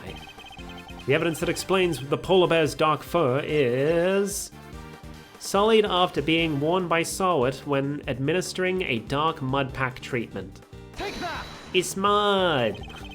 Recall, if you will, Mr. Frank Sawat's testimony. Also, yeah, for those who have played Ace Attorney, you might recognize this guy. That's the rubber glove I dropped. Would you care to explain why it's so dirty? No, of course. That's mud from one of the pet treatments I've been practicing. I was giving one of the animals a mud pack when the incident happened. I see. Around what time would this have been? Let's see, the show had already started, so around 9 a.m. perhaps? The thing is, the more mud I applied, the more in the zone I got. The darker the animal's fur became. There's no trance quite like the trance one enters when one slathers an animal with thick black mud. While the circus performance was underway, he was giving one of the animals a mud pack treatment. And that animal could have been... Indeed, our polar bear. Mr. Edgeworth, your latest assertion simply introduces yet another contradiction. The footage from the security camera... I fully understand, Your Honor, and your doubts are entirely justified. Mr. Sarwat mentioned applying the mud pack while the circus performance was underway. And this does indeed introduce a new contradiction concerning the security footage. It does? Yes, let's put it this way. When do you expect the footage to have been recorded, Kay? If it was taken right after he applied the mud pack treatment, it should have been around 9 a.m. In which case, something isn't right about the footage. Really? And what's that? What new contradiction does the security footage introduce relative to when it was recorded? Huh?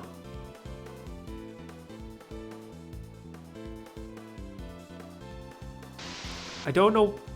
I think I know what the contradiction is, but I don't know what I'm supposed to present.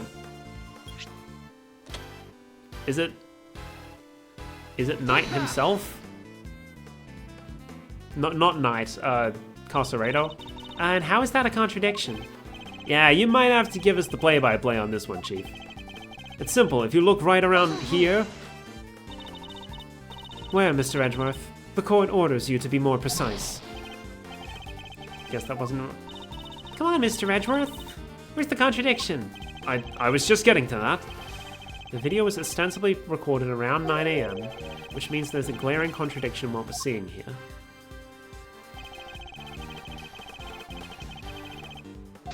I don't know what it's trying to get me to... Hold on, if we wait for him to get out of the way... You zoom in. Can't really see anything in the mirror. There's nothing there. I don't... Wait a second! It's the fucking timestamp! Take that! Mr. Sarwat said he administered the treatment at around 9 a.m., in which case the security footage should also show a time around 9. However, the timestamp said 6:42 a.m. On the day of the murder, the prisoners all went out to the yard to watch the circus.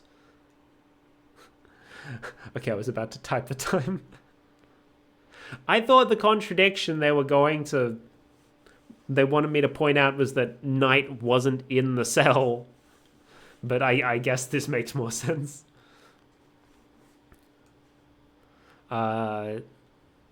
Prisoners all went out of the yard to watch the circus. All except 3. Mr. Canis, who remained in his cell in maximum security. Mr. Sarwat, who was administering a mud pack treatment in the workshop. And Rocco Carcerato, who had been awaiting that precise moment to put his escape plan into action. I believe he entrusted the bear to Mr. Sarwat before entering the tunnel. Bear! And the bear slipped out of Mr. Sarwat's grasp to run after its human.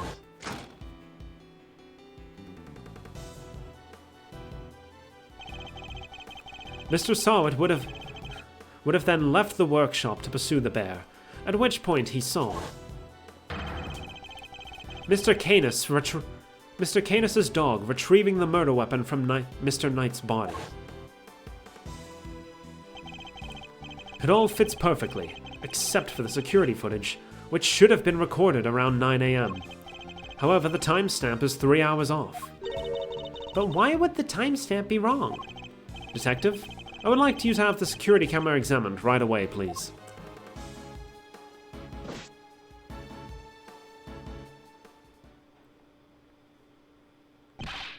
I'm back, sir. I just talked to the guards and...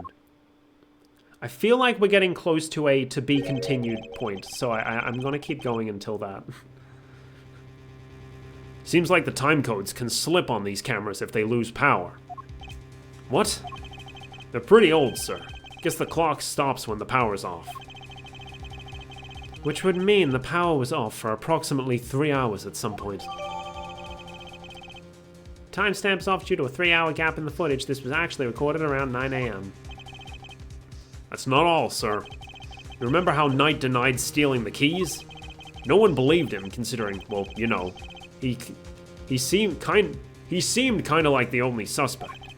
Turns out that wasn't all he said. He also said he was knocked out cold just like the other guy. Which may not necessarily have been a lie. Darlings, there you are. How goes the investigation? Is there anything I can do to help things along? Actually, there might be something we can do for you, Warden Lagarde. The escapee, Mr. Carcerado. I believe he may still be on the premises. He's disguised as a guard. Here's the proof. Here's the proof, should you need it. We're reasonably certain that the person captured on this tape is our man. And if I am correct, he might even be right here in this room with us right now.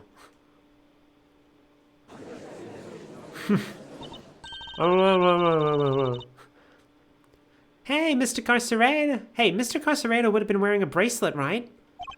Yes, a bracelet that could easily be hidden under the sleeves of his stolen uniform. Furthermore, the doors out of the prison proper didn't have those sensors that detect the bracelets installed. So if he avoided doors with sensors, he could simply wait for an opportunity to finally make his escape. Well, yes, I suppose he could. He'd just have to avoid the workshops and the cells and... Oh my. He's one of you, isn't he? He's here right now. Bear! Look, it's Teddy! Hey! Paws off! Get your mitts off of me, you big palooka! Thank you, Teddy. Very kind of you to confirm our suspicions. Yeah! Yeah! Dang it, kid! If it wasn't for you, I'd have... The dopey tongue, yeah. What a thing to be loved, huh, Mr. Carcerado? I'm almost envious. Guards, apprehend this man! A moment, if you will. I have some questions for our would-be escapee. If we are to learn the truth, I will need to speak with him. With your permission, of course. I can hardly say no, now can I? Well, come on then. Hit me with your best shot. Mr. Carcerado's escape route led directly into Knight's cell, so it's highly possible he has something to offer. Tell me what you were doing on the day Mr. Knight's body was discovered. Okay, I think this is actually where we're going to end off, because it's the start of a new testimony, and we can do that next time. So let's go ahead and save. Twice, naturally. Gotta save twice to make sure it actually works. And that is going to be all for today's stream. Let's move over to the chat scene again. Thank you all for watching. I hope you enjoyed. I am in a better mood now. Maybe I should have streamed yesterday as well, but oh well. Bit of a better mood. We'll continue Ace Attorney next week. Next week, Saturday, presumably. I can't really stream any other time. I'm too tired after work. Yeah. Oh, if anyone is Raiders, I guess, if anyone's still around. If anyone's interested in participating in a game show, I've made another quiz, another Ace Attorney quiz. Applications are open. I've got to shield myself somehow. I'm not particularly good at doing it. Odds are I will just end up reaching out to friends again and being like, hey, you want to participate in a game show? You want to guess Ace Attorney characters? There is a good chance I will just have to ask friends again. But it is a thing. It is a thing. I have the posts up on my Twitter and my Blue Sky. If anyone's interested. Anyway. I will have a look. Who is... You can still go if you need it, +1. I'll keep it in mind. I do remember that you mentioned like, I want to be in the audience for one of these. I want to see what it's like from the audience perspective. So I would like to try and get new people, but I may have to ask for some repeats. But we'll see. We'll see. Is she still going? Well, oh, she just started? Did she just go live? Okay, well, perfect. Want to see it as an audience member too, yeah. Oh yeah, she is. She did just start her stream. Okay. Did I spell that right? I did. We're gonna raid Miko. Miko is playing the Monster Hunter Wilds beta. I've been hearing that's good. I tried Monster Hunter once. Not really my thing. But if you enjoy it, more power to you. It is another big Capcom franchise. So fun fact, I'm pretty sure there has been an Ace Attorney like collaboration item in one of the Monster Hunter games. It's like a fucking lance that is like Phoenix's arm pointing. And like a shield that's a Defense Attorney's badge. I'm pretty sure. Keep forgetting how big of a Capcom fanboy I am.